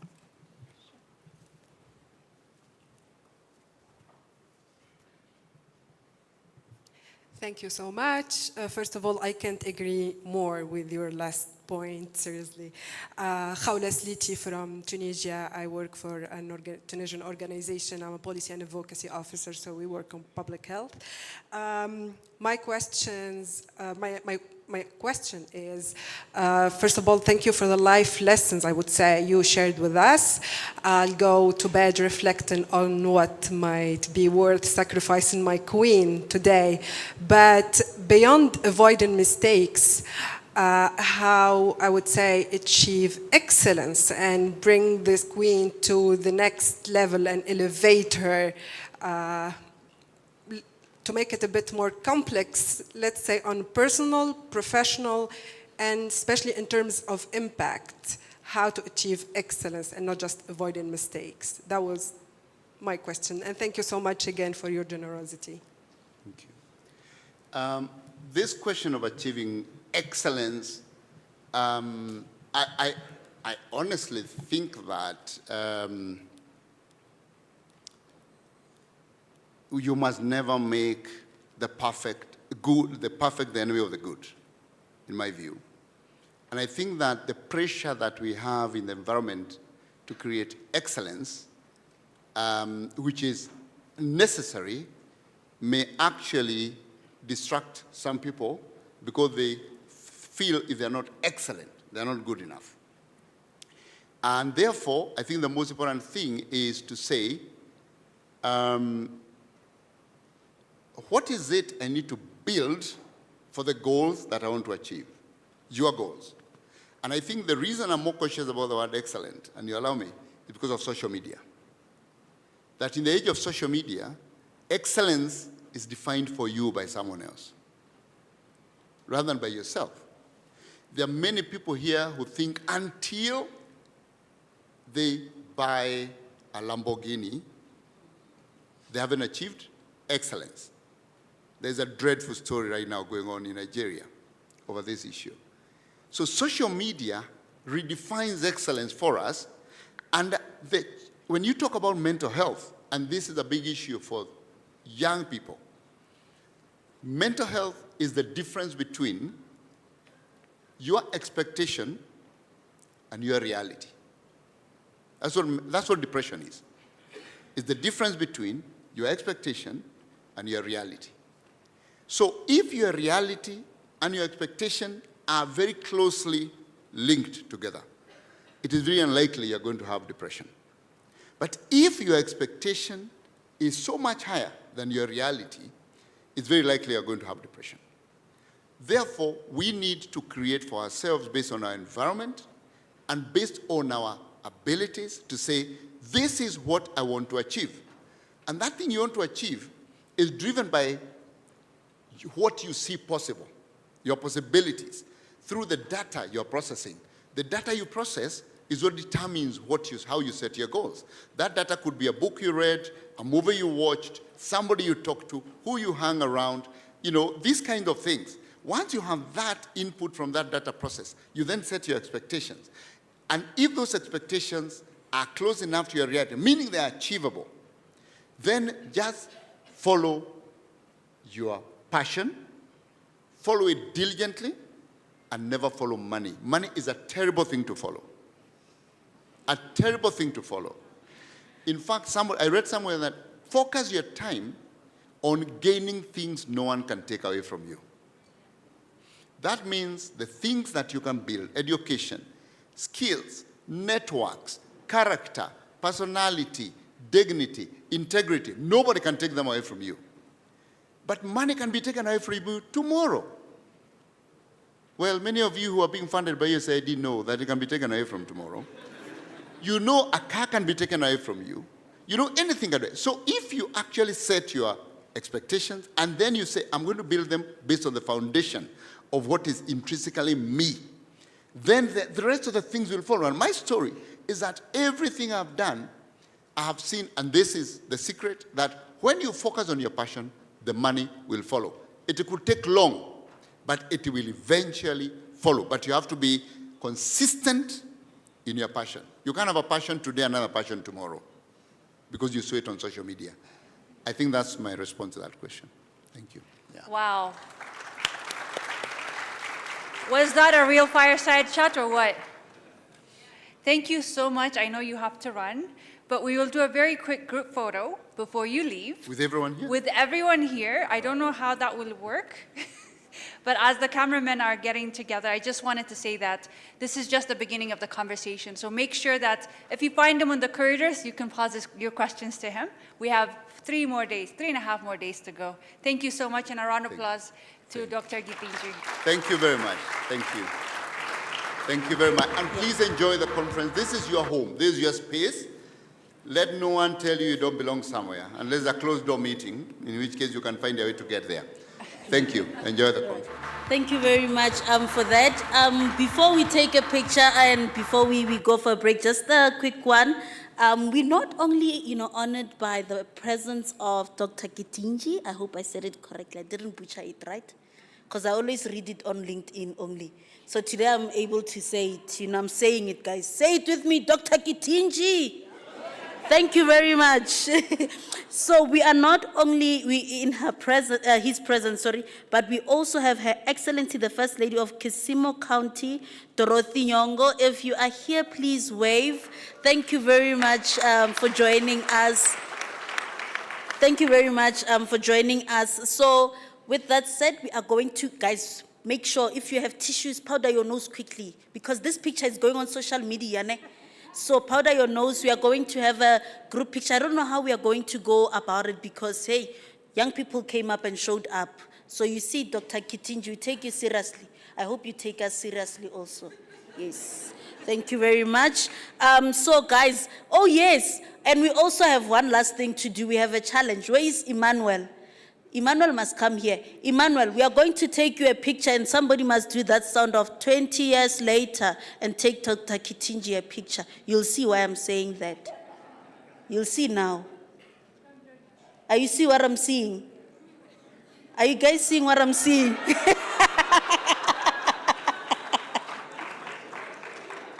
Are you seeing what I'm seeing? Or maybe my spectacles are not working properly. So this is one of our young innovators, Dr. Gitinji, and yes, 20 years later, boom, boom. Hashtag AHAIC 2025, hashtag AHAIC 2045 or 55. You see? So guys, if we could find a way of taking a picture, and then after this, we will take a short 15 minutes break to go to the bathroom, to go and have some tea, to bring our sugar levels up, because when we come back, you see the energy that I'm having right now. This is nothing. So the next part of the session that we are taking, it's also going to be, what's this? Some sort of exercise to prepare for the walk that we are going to take for the next 2 hours. So guys, did you powder your noses? Is everybody ready? Yeah, you can't take the picture without me. It's not gonna look nice.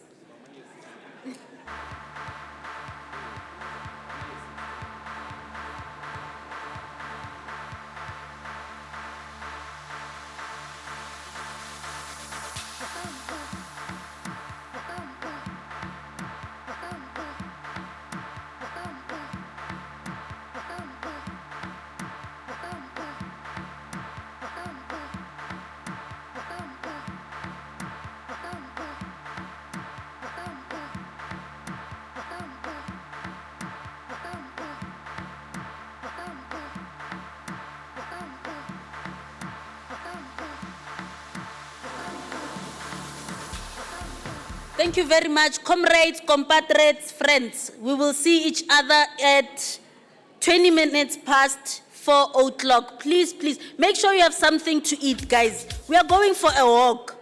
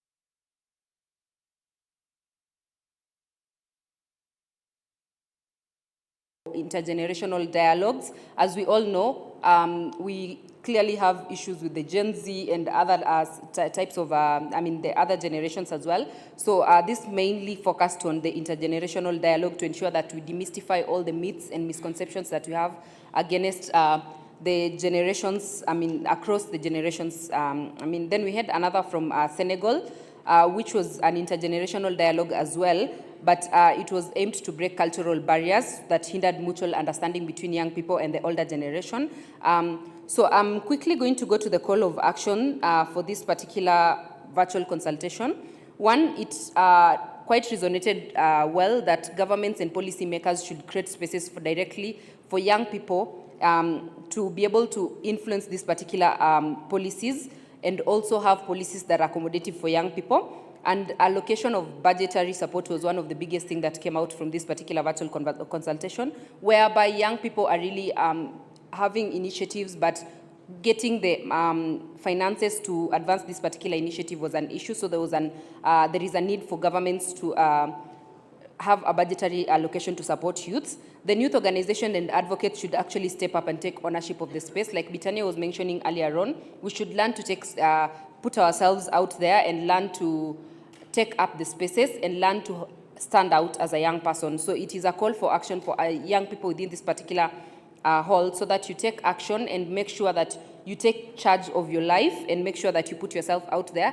Then the private sector and development partners should invest in youth-led solutions and provide flexible and less bureaucracy funding. I understand the funding issue and let me say even job application issues could be, they're way bureaucratic to a point that they're acting as a limitation to young people. So there is need to break down that bureaucratic procedure to make it shorter and easier for young people. Then communities and stakeholders should embrace youth and as partners and not as beneficiaries. For the longest time possible, we've always been looking at youths as beneficiaries of the things that governments and partners actually come up with. It is time for us youths to be put to the table and discuss these particular things as partners and not really as beneficiaries. Our last call of action is all of us should learn to influence and transform Africa's health landscape. In one way or the other, you have a role to play. So it's time for us to mobilize resources and be innovative and advocate for our own future as Africa. As we understand right now, we are on our own. So it is time for all of us to stand up and make sure that we are innovative enough to ensure that we get Africa to where it needs to be. Thank you.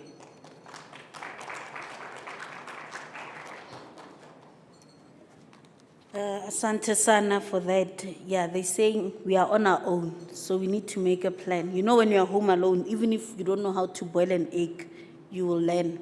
So next on the list, I have Varait, who will be sharing the findings from the Empowering Youth Economic. Varait, 3 minutes, 3 minutes, 3. My name was butchered here, so I'll just repeat it. My name's of Chiwero Karangwa Verite, and I'm with WIACT, part of the Youth Steering Committee. So before I go ahead into what we talked about, I would like to ask some of you who, in their childhood, told their parents that they wanted to be an entrepreneur among us. Possibly none of us, and if some did, which I did, my parents were like, so you don't want a real job? As if being an entrepreneur is not a real job. So we are here to change that narrative and be like, entrepreneurship and youth involved in economic spaces now could be around the turn to health system. So the second consultation was held on January 31st, and it included 157 youth leaders, policymakers, innovators, and experts across Africa. And we're discussing 3 key themes about youth employment, entrepreneurship, equitable access to opportunities, and multi-stakeholder partnerships. Now, before we head into what we needed to, as youth, we first understood the problem, like what was the issue? Why do we discuss even economic things while we are talking about health? Now, if you look down there, you will see that a predictive analysis showed that by 2030, 100 million youth will be unemployed by 2030. And that's an issue because unemployment itself could bring on diseases and could affect our health in catastrophic ways that you cannot imagine.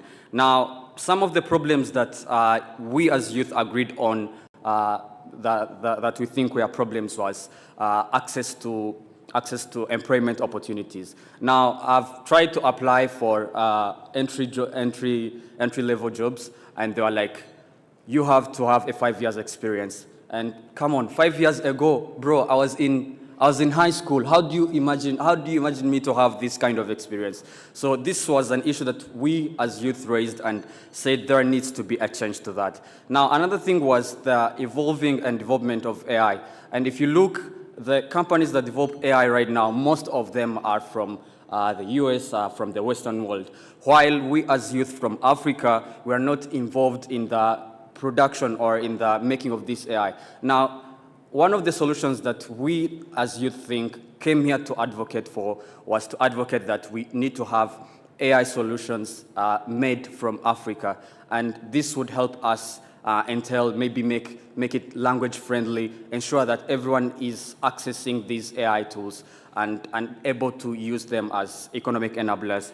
And another thing was creating space for youth to be engaged in policy advocacy. Now, like they were saying, there is no chair at the table, but we have to force ourselves to the table. Now, there's a lot to be said about this, but I would like to leave you with a thought that if we keep waiting for someone to come and make a solution for us, we shall keep waiting. We should be the solution, and we are not the future. We are now. Thank you.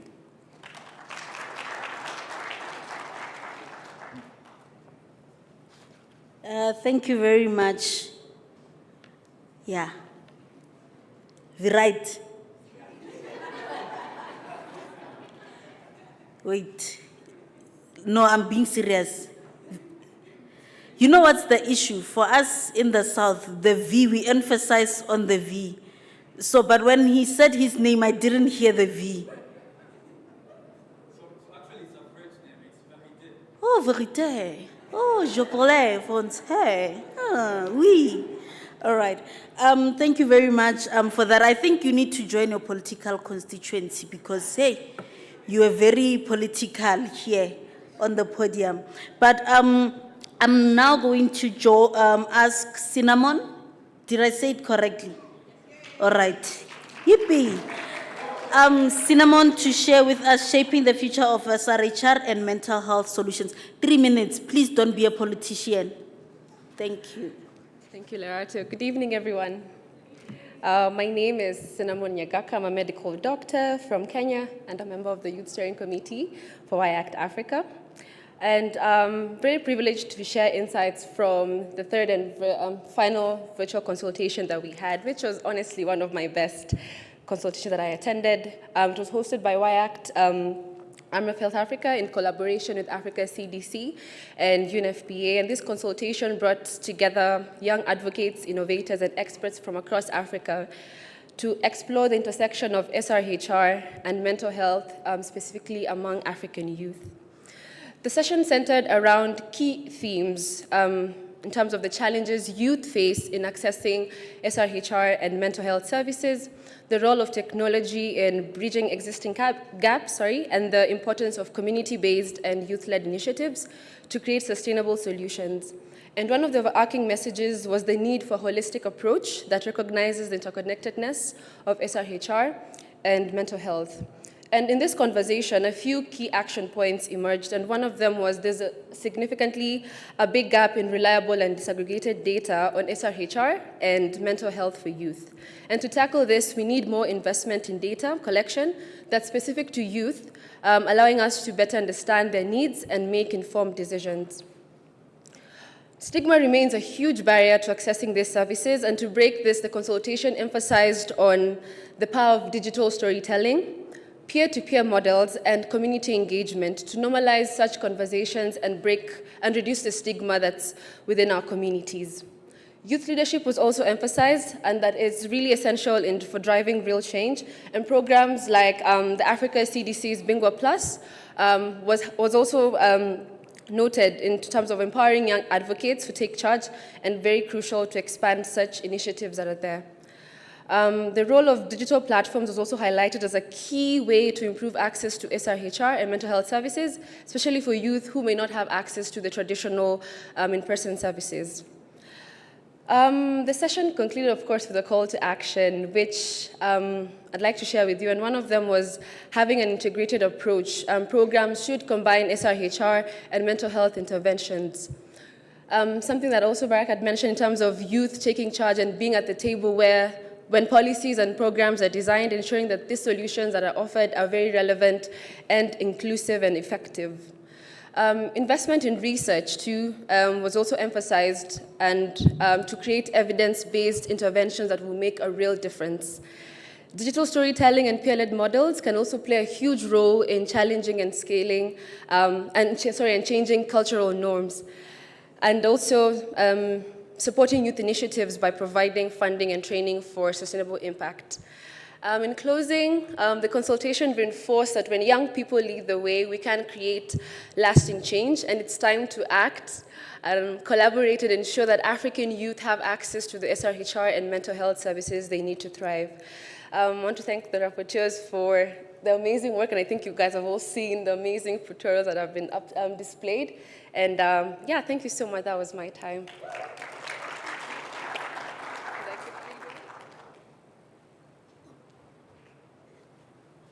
Thank you very much, Cinnamon, for that.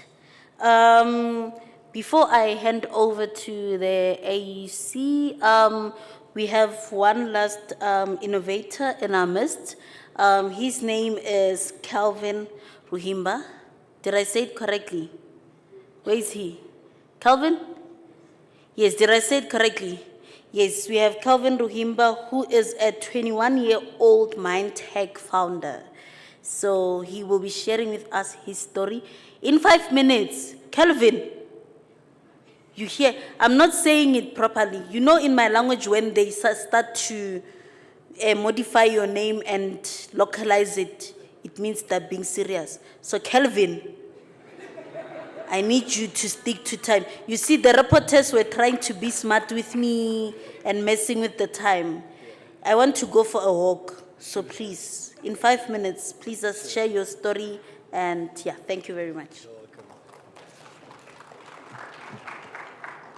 Thank you very much.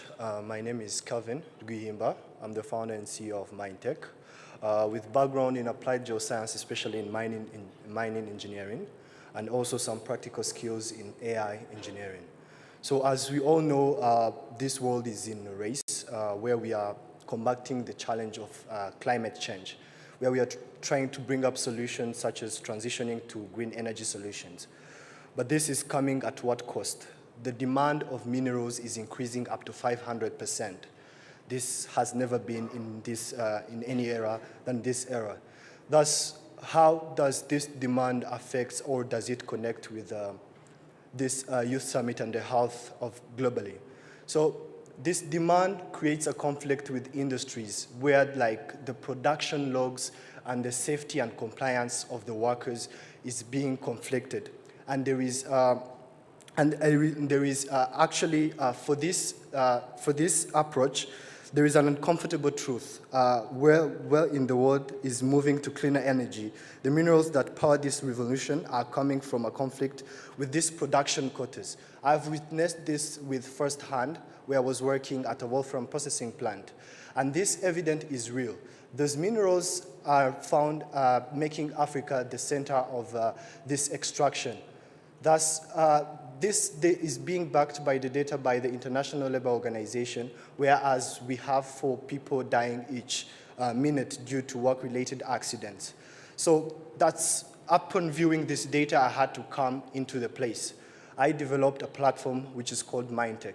And as of MindTech, we have developed a platform that helps these companies leverage data acquisition, where we build them data pipelines that makes them extract up to increasing up to plus 80% of the data on site. and we help them leverage the power of artificial intelligence by building them machine learning models that identify the patterns between those data and help them ensure actually the safety of people that they are having on their site. Thus, with this, I would like even to answer Verité that we have already built machine learning models that are tailored for this landscape of Rwanda. I mean our own geological formation. And we are continuing to do it to even other sectors that do mining, other countries that do mining in Africa. Thus, since launching MineTech, we have secured contracts with large mining firms, and we have partnered with space tech providers, helping us not only shape where workers work safely on the site, but also ensuring that the worker who's gone to the site returns home safely, but also those companies earn something where they earn production as well by being compliant. So through history, the greatest innovation have emerged from the toughest challenge. So as young people, we face barriers. First of all, limited resources, the policy gaps, and industrial resistance. You can be able to present a solution that impacts an industry and they are resistant to your change. But this does not have to stop us. And we as this Gen Z generation, we are leveraged with most tools with these advanced technologies. So we have access to knowledge rather than any other generation. And also we have this urgency to act. From this, we do not need permission to innovate. We need the courage to start. So I ask you willingly, what would you start building if against all the odds if you were able? So this is a task of us to think of what am I building that impacts the society in the 5 or to 10 years. I've passed through those challenges and I've been able to come up with a solution that had to increase up to 9 years of life expectancy of mine workers in Rwanda. You can do the same too. So thank you, this was it.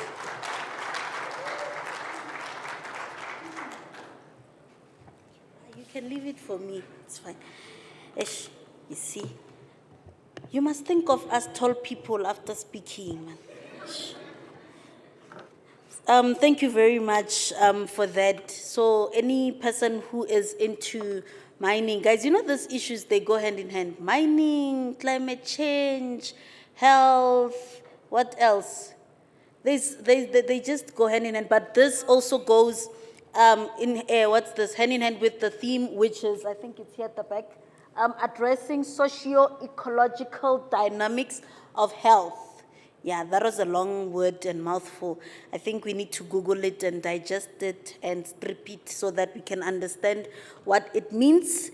But so for the next, I wouldn't say an hour because we are way behind time. And I know Alette loves me very much, so she will allow me to nip her time a bit. But allow me to introduce Miss Alette Akingenye. Yes, Ms. Alette Akingenye, who is the Health and Wellbeing Program Associate at the African Union Commission, and Mr. Mpebo Chipuva, who is who is the Partnership and Member States Engagement Officer also at the African Union Commission. They will be sharing with us what is the African Union Charter role in the youth rights, empowerment, and development. So if you have any questions, any burning issues, any comments, or previous questions that you've had about the AU Charter or the African Union or anything, even careers, sometimes you would see on the website and you'd be like, hey, Mara, this role. But I think, Alette will have an idea. If she doesn't, I know her, she will tell you that she will research and she will definitely come back to you. I know she will. So without wasting any time, Alette, where are you? Oh, she's still busy. If we were in South Africa, we were gonna sing, but I don't want to start a song and then start singing by myself. So DJ, don't be an EP. Yes!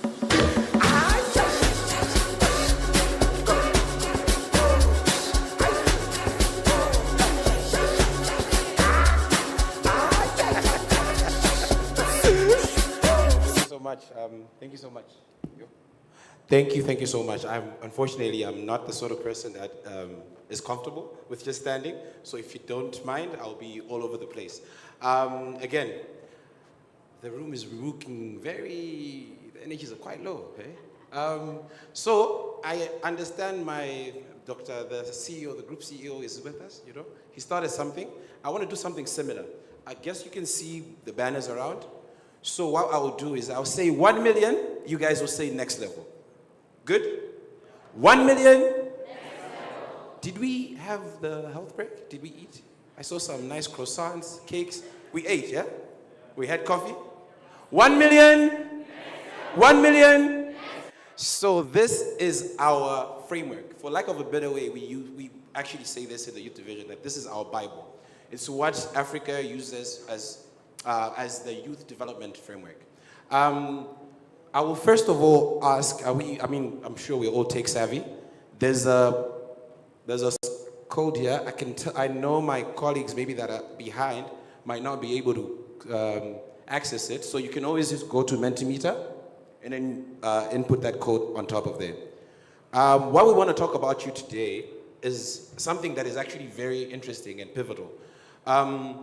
We will talk about something that globally only exists in Africa, actually. I think that deserves a round of applause. Can I get a young round of applause, please? So, the whole world, there's no document that affirms youth rights. There's no document that speaks to what young people ought to also do with these rights. Because, as they say, with great power comes great responsibility. So I wanted to just find out, how many of us here have actually heard about the African Youth Charter? Wow, interesting. So imagine this document has been there for a while and this is the first time interacting with it. It just shows that we need to do a bit more, eh? Okay, I'll allow that. Let's go to the second question. So I just want you to also just quickly, what do you know about it?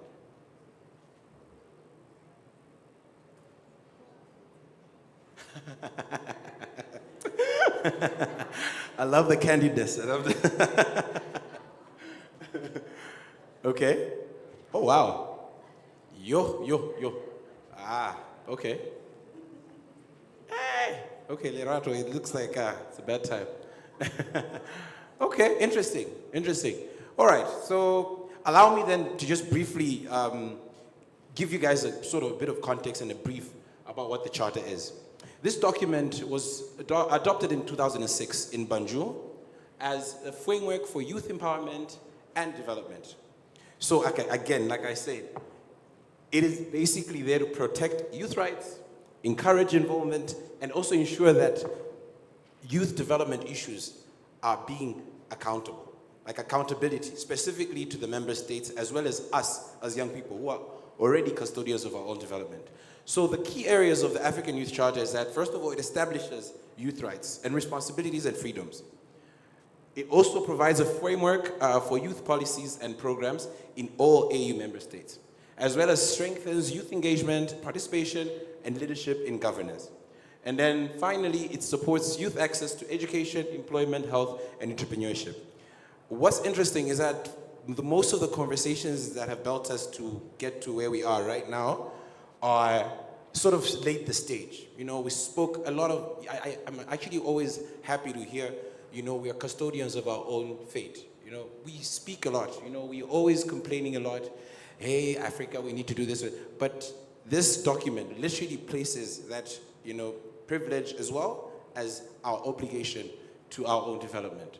So, being that we're here in this health space, I would like to maybe just dwell a bit more on what it speaks about. This is just a summary. It's actually a very, very complex and comprehensive document. So first of all, it's the right to health. You need to be able to access affordable, quality healthcare, including sexual and reproductive health and reproductive rights, as well as HIV and AIDS prevention and drug rehabilitation. So in 2006, these were the sort of issues that, you know, African member states saw that, you know what, we need an intervention. We need a document that literally speaks to this, to how we're going to address this sort of problems. A right to a sustainable development and protection of the environment. We currently in a space where I'm from Malawi. Every year, there's always like a very big natural disaster. It's always flooding, it's always, but I'll have you know, Malawi is probably one of the least emitters of, you know, CO2 and whatever. But yet, you know, we're the ones that are getting the bulk or even, you know, the back end of everything. So something that wasn't really an issue there, I guess I'm already like antagonizing your minds now, is now really critical. A right to protection from gender-based violence and elimination of harmful practices. My boss spoke about, you know, ending harmful practices such as FGM, child marriages, something that also was such a big problem back then, but thankfully through interventions, we speak less about it now. And then right to peace and security. Yeah, this one, I think I don't even have to go deep.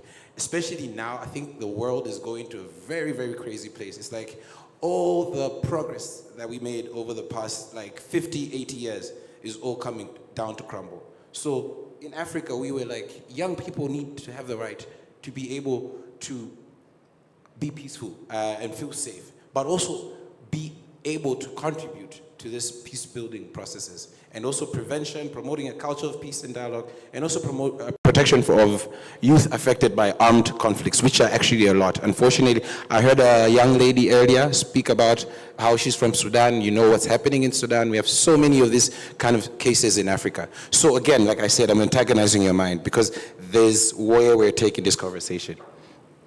And then the right for mentally and physically challenged youth. Equal and effective access to health services, education and employment, eliminations of all obstacles challenging mentally and physically challenged youth. Again, mental health, something that was not really a big issue, like again, before, but now we see more and more young people, especially, allow me to always use my examples. I hope that's okay with you guys. I'll speak to Malawi again. In Malawi, 90% of suicides are actually done by men. So this is a problem. It's something that's happening. 90%. Can you imagine how crazy that is? Where 90% of the population keeps, you know, ending their own lives due to issues that are affecting their mental health. So again, something that we really need to think about. So for us as the AU, we want to celebrate, you know, this milestone. The African Youth Charter actually turns 20 years next year. In 2006, I was starting my secondary school. I was so young, and again, at the time, different context. The globe was a different place. The African continent was a different place. So what we want to do with this milestone is that we want to be able to, first of all, reflect on these past 2 decades. How has African youth development fared with the existence of this youth charter? We want to reimagine a future-facing charter. I've been speaking about certain issues that were not at the top of the agenda, but now are really critical to our well-being and even basically the future, the Africa we want.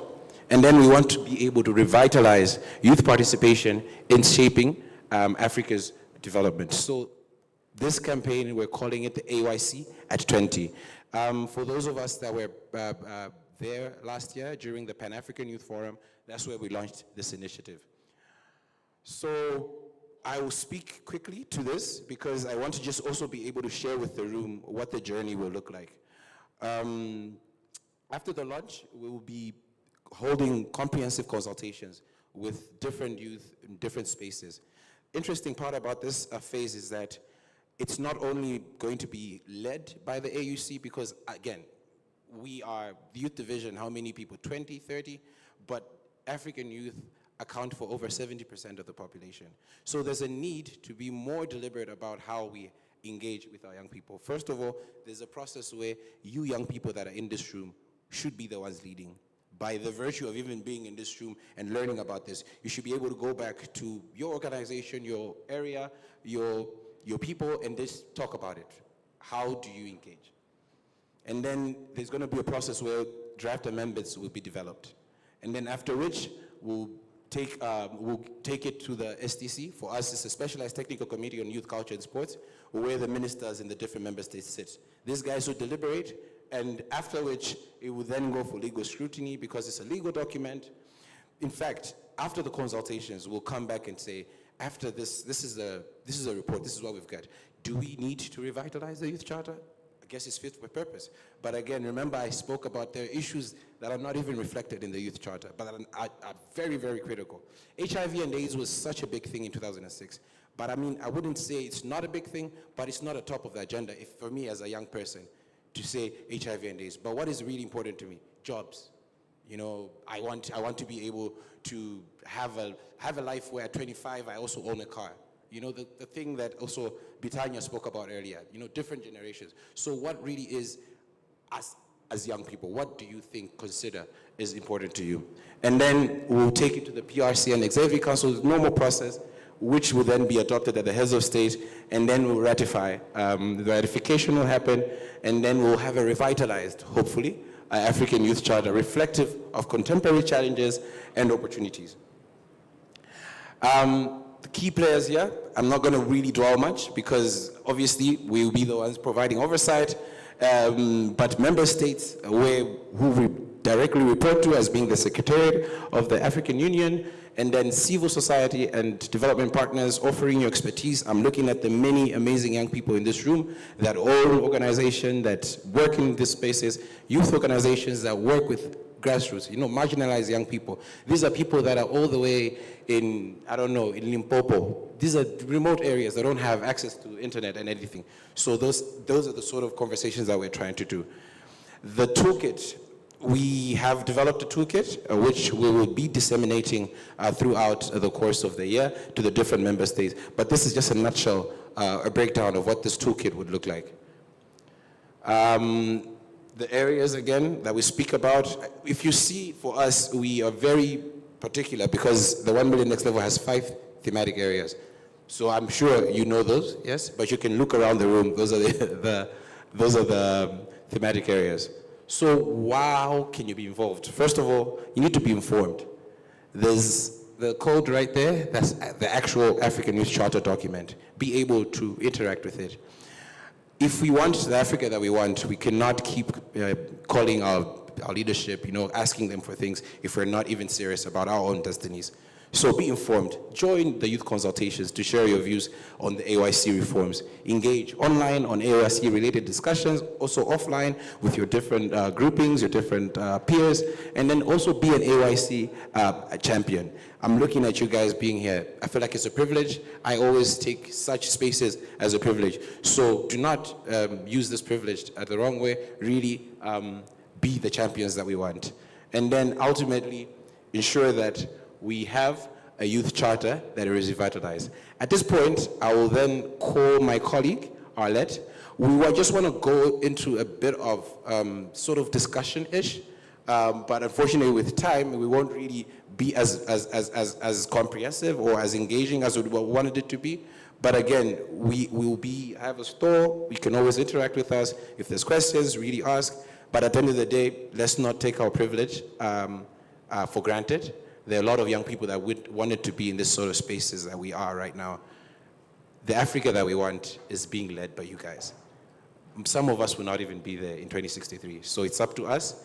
And I hope to see you guys next year when we have a revitalized African Youth Charter. Thank you.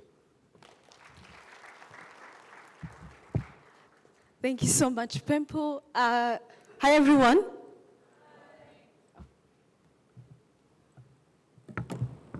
Thank you. As they said, my name is Arlette Akinjene, and I'm a Health and Wellbeing Program Associate within the Youth Division at the African Union Commission. So my role is really to ensure that whatever program is being implemented, youth voices are part of it, especially programs that affect health and well-being. So before I start, I was taking notes of some of the conversations that were happening here, and I have 3 quotes that really stood out. The first one was Emmanuel, who said it begins with youth to build a healthy and sustainable Africa. I think did I quote that well? Oh, yes, okay. And the second one was from Mrs. Desta. The issue we have is that young people are not involved in public health. And the third one was, the youth population is not the problem. The young people are the solution to the problem, and that was Dominion. So what are these 3 quotes have in common? They're all saying that as young people, we have a crucial role to play in addressing the issues that really we face, particularly around health and well-being. If we have the conducive environment, if we are empowered, we can all be, we can all play a role in addressing issues that affect us. And I think there is always that thing of we are not given a seat at the table, we are not given a platform to engage, and this is one of the platforms, thanks to all the partners, Amref, Africa CDC, African Union, WHO, and the government of Rwanda. So really, let's take this session as ours. Whatever you're going to share here is going to contribute to you having a better future, you and I having a better future. Because as you said, countries really use these frameworks to implement or to put in place policies that are going to affect us as young people. So I know that it's been a long day, but we can make this fun and engaging, right? Promise? Are you promising me that? Okay, great. The first question is, what are some of the emerging issues affecting youth health and well-being? I like the way you guys are proactive. You've even started answering. So we have unemployment, high cost of living, drug abuse, lack of resources, misuse of internet. Is there anyone who wants to share? I want this to be interactive. Anyone who wants to expand on the answer they gave on the Mentimeter? Anyone? I saw another hand, sorry. I saw another hand there. Who raised the hand there? Who? Oh, okay. I'll come to you. Yeah.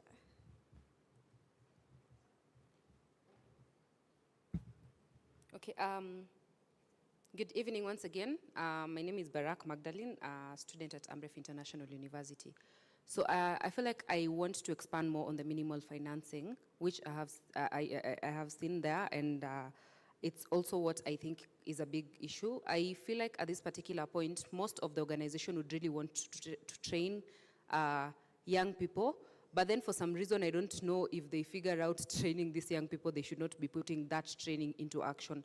Because the moment young people come up with initiatives that really need financing and all that, I mean, sometimes it's really very hard for someone to actually get local financing and get themselves to fundraise in a way that they don't need external help.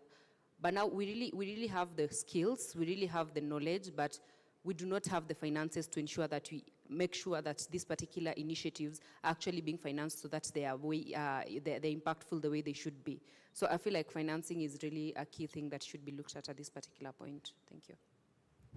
Thank you so much. And I like where you're going, because there's actually one of the questions that we have here that we'll have after that speaks to what do young people need to actually implement some of the innovative ideas that they have? Because in many cases, we are really doing a lot, but we can't be successful if we are not supported. So I think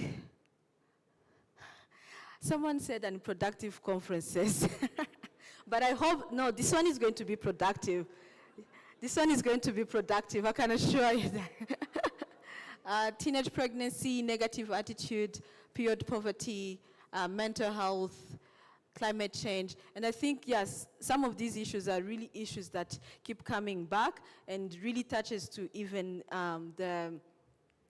some of the topics that the conference will be addressing in the other sessions. So let's go to the next question. And this really, I'm really interested to see. Healthcare services in your country, I'm not saying in Africa, look at your country. Which countries do we have? Rwanda? There's no Rwandese. Eh? Oh. If I shout in the name of your country, you say something. Rwanda? Guys, we are not to be quiet, but we are home. Rwanda? No, no. Guys, Rwanda? Rwanda? Uganda? Ethiopia? Britannia. Zimbabwe? Oh, nice. Zimbabwe people are allowed. What's happening?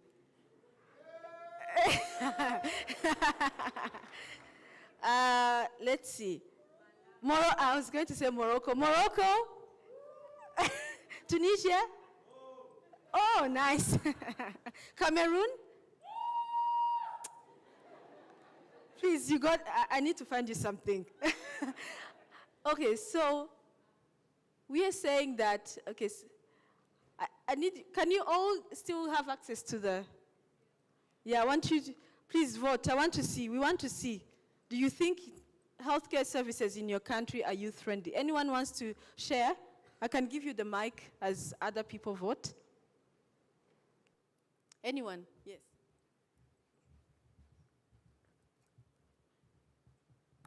So we've actually done a research in the Great Lakes region, 6 countries, and when we asked the youth whether the services were youth-friendly, they said no. But when we asked the policymakers, they said yes. Now, we asked what was the difference, what was the problem. Then apparently we realized the youth are crying about the services not being youth-friendly because they have not gone to the, so why would I go to a healthcare facility and ask for condoms or ask for family planning when I can talk with my girlfriends at night about condoms and, family planning? So the services are there. Well, that's what the government people are saying, but the adolescents or the youth are not accessing. So there was a whole bunch of competition between, is it there, is it not there? Yeah.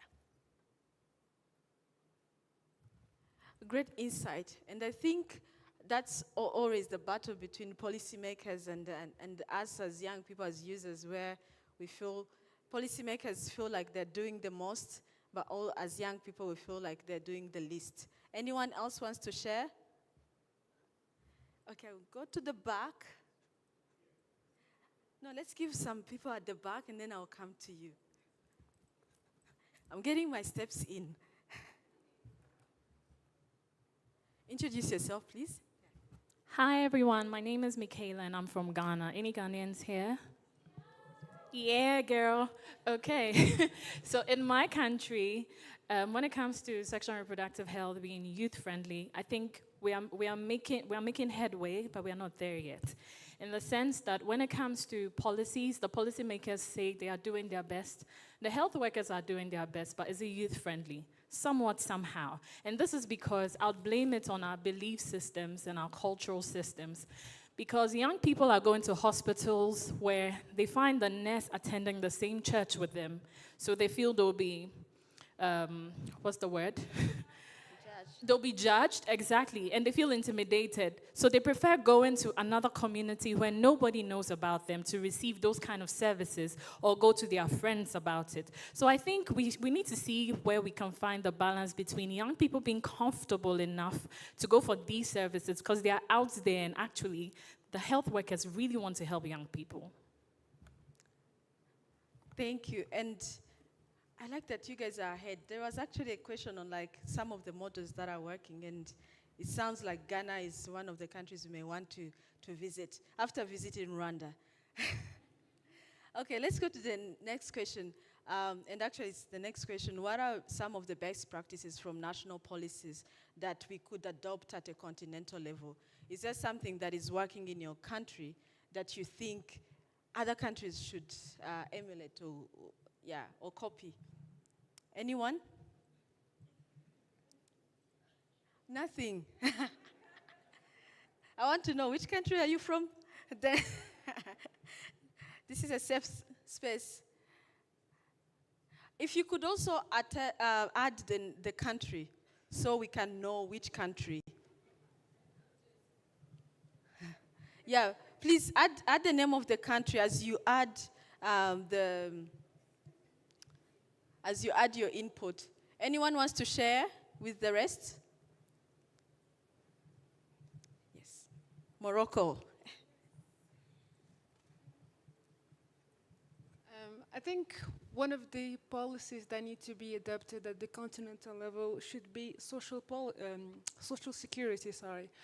Access to healthcare can be super expensive in certain countries, and it requires a lot of funding from certain government to be able to to afford social security. So it is very important to have a system that provides social security. So can young people afford healthcare with no extra costs? So that should be one of the national policies that could be adopted at the continent level. Thank you. Yeah, really important. We could have nice services, but if we can't afford them as young people, it doesn't help any. Anyone else wants to share? But, oh. In 30 seconds. Yeah, it's just about Mutuelle de Santé, which is now helping in Rwanda. And I just want, every country has a way that they help the people access health. But then in Rwanda, it's specific that even these very expensive services are also included within Mutuelle. For example, dialysis, kidney transplants, and expensive surgeries, which are included in Mutuelle. So I feel like this could make a whole change if it's adopted at a continental level. Yeah, also comes back to being able to access these services. So you can, we'll move to the next question. And also, if you have other further inputs, you're going to be here at the youth zone throughout until Wednesday. So you can come to talk to us. We'll also introduce another colleague, Josh, who is with us. And this is my favorite question. I know that as young people, we are doing a lot. So how do we want to be supported? How do we want to be supported? Anyone wants to share? Oh, it's obvious. It's obvious. We can skip funding, but yeah, let's hear from the gentleman. Hi, everyone. My name is Valerie. I am from Kenya. I agree with every young person that funding is very instrumental, but I would want to add that strengthening the capacity of young people goes a really long way. And before you fight me, I am not against financing, but I do believe that when we speak about sustainable change and going long-term when it comes to putting young people in decision-making tables or having them at the lead, we should really focus on strengthening the capacity of young people. Thank you. I'm gonna take, yeah, because we are running short on time. Yes, the gentleman with glass, yeah. Hi, my name is Stephen. I'm a physician and an engineer. I think the first thing that we need to do is we need to cut down on having inspirational talks and roll up our sleeves. You know, remove the red tape, you know what I mean? Like, we have these meetings of how we are great. All of us grew up here as Africans knowing that we're leaders of tomorrow. By the way, I'm from Nigeria, by the way. And then we've grown up, we're not still leaders. And that's because that we are at the biggest period of wealth transfer in the world. We have nothing. We are poor as young people. We can't buy houses. So it's like, when we say what can we do specifically, is that the people that are at the table should first of all take the red tape out. If we say we want to bring down this wall, don't tell us that we can do it. Tell us who can bulldoze it for us. So it's more like we should cut down on motivation and follow the classical European way of like, can we roll up our sleeve and solve problems? And that's between like the people that are right up there and we that are young people. Thank you. Thank you. I can see there are a lot of hands, but unfortunately, Lorato is on my neck right now. So I'm going to move to the last slide, but then we'll still be here if you really still want to share. We'll still be here so you can come talk to us. Last one, but not least, is how can the African Youth Charter be reshaped to promote youth health and well-being? So we've seen Pepper's presentation, some of the provision of the African Youth Charter, and it's actually even available online. What do you think should be changed or should be added in the African Youth Charter so that when your country is putting in place policies, you can be able to, it's going to cater to the needs that you actually have at the moment. So anyone wants to share as others add? Okay.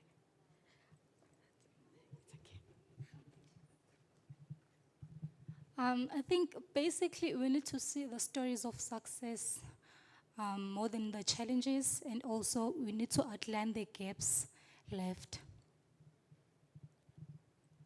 Sharing stories of success. I think we need to add an article on displacements. Coming from the human rights perspective, I know the charter caters for security when young people have been faced with conflicts or climate. However, I don't think there's a strong component of protecting young people who are faced with displacements. For example, services to SRHR, et cetera, et cetera. Really important. We have improved accessibility, make it youth-friendly, use relatable language. I agree. We have climate and health. Yeah, there are some articles on provision on climate, but yeah, they're not extensive. Prioritize mental health awareness. Okay, so as I wrap up, what we can promise you is that there's, I'm sorry, you can see she's standing, she's on my neck, literally. But what we're going to do is that we have been taking notes of all the input that you've shared. We also have the inputs from Mentimeter, and what we're going to do is consolidate all of these, but we're also going to be holding further consultations. So I can encourage everyone to, like we said, we usually share even everything that we are doing on our social media platforms so that you can participate really in further conversation and ensuring that your voice is heard. And we'll be at the youth zone for the next 3 days, so you can come and really keep sharing your input, and we'll be there to ensure that we capture all of your input and then make sure that they're incorporated in the revised African Youth Charter that hopefully will be adopted so next year or like the following year. So thank you so much for being an engaging audience. Really appreciate and hope we can all make build an Africa where young people are healthy. Thank you very much for that, guys. You know, I thought I had put this at the back of the files. You know, is it medulla? This part.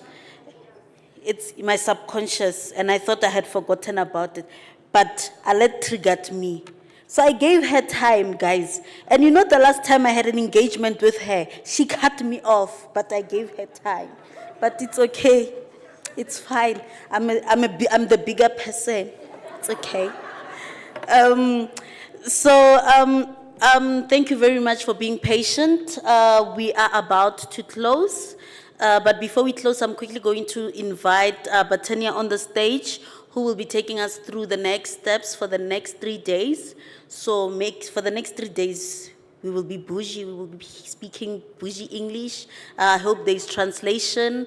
For those who will be translating, they'll receive the translation.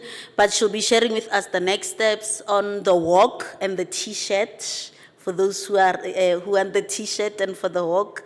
And then she will also be sharing the recap for the day. We've been here since 1 o'clock. We did some networking, and I've seen on X there is somebody called, is it MD or MH something? Hey, that person can tweet, young. You are tweeting. Hey, you are Xing, young. So that person can X. So the recap for the day, and please, Batania, include the fact that Alet once muted me, but I gave her 10 more minutes on the notes. And also, she will be sharing the sessions that will be youth focused. So the program of the youth zone that it's here, they're preparing it. And if you didn't see it, you must go take pictures already.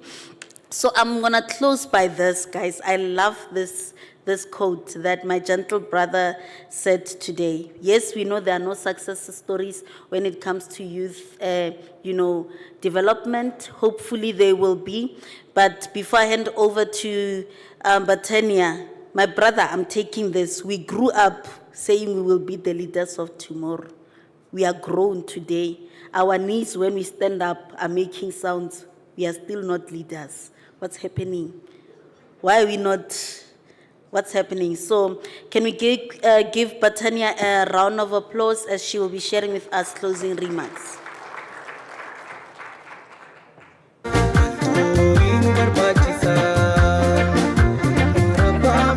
That was the saddest song. Okay, we're at the end of our youth summit, but the beginning of the main AHAIC. We wanted to make sure that we started at a very good note. Amref as an organization had made sure that our next strategy until 2030 is prioritizing youth and women in everything that we do. So that's why we did a number of youth consultations, virtual consultations, to ensure that we capture as many youth voices as possible even prior to AHAIC. And today you saw we had Inspire sessions, and we had the opportunity to also contribute to the Continental Youth Charter, which we are speaking about, right? We want meaningful youth engagement. We want policy making to be accessible to youth, and that's why we partner with the AU as well to really ensure that the people in the room, the young people in the room, also have a chance to contribute to a broader African Youth Charter and also contribute to the conversations that will be had at AHAIC. Just a few notes. I don't want to talk more because we'll be doing a lot of that in the next couple of days.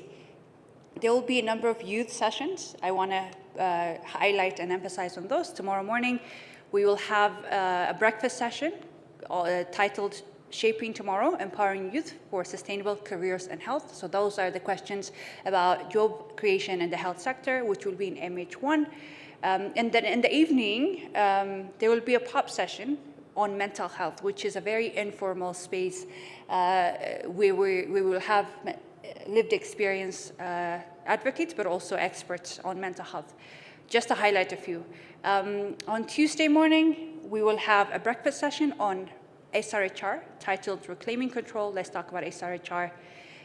It will be on MH1. And then at lunchtime, I don't know if you've seen it, there's a youth zone. So it's right next to AD10. Just take note of that. Go to the youth zone. There are bean bags. That's actually our space for young people to just chill, network, and it will run throughout the conference. And at lunchtime, we will have the Art of Storytelling session. And then in the evening, we also have another pop session on SRHR, addressing social determinants of health from the angle of sexual reproductive health. On Wednesday, we will have a morning session that's not listed here, but the conversation of Africa Youth Charter will continue, where we will really put inputs for the policy, because there was a rushed session now. This is just the introduction. But at 9:30, we will also have one session. Desta mentioned earlier, NCDs are now the largest health threats for Africa. So we will have a session on mobilizing youth action, bridging the gap between raising awareness and prevention of NCDs, which is on MH3.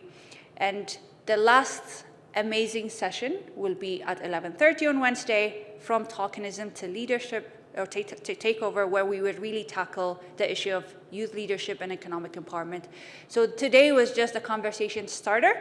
Make sure that you attend these sessions, and they're all accessible on the app and on the website. But of course, beyond that, we just want to echo the youth sessions, but beyond that, we have amazing plenaries, amazing parallel sessions. Young people are not just here to have fun, they're here to really guide the conversations in public health. So we want you to be as active as possible. You're carrying the weight of representing the youth that are not in this room, in this conference. That's all. I will give 2 minutes to my colleague that's just coming in. She will be our youth representative in tomorrow's opening plenary, and she will walk you through what is planned beyond what I emphasized on the youth. Maureen, please, you have 2 minutes. Thank you very much, and I hope you enjoyed the day. Good evening, everyone.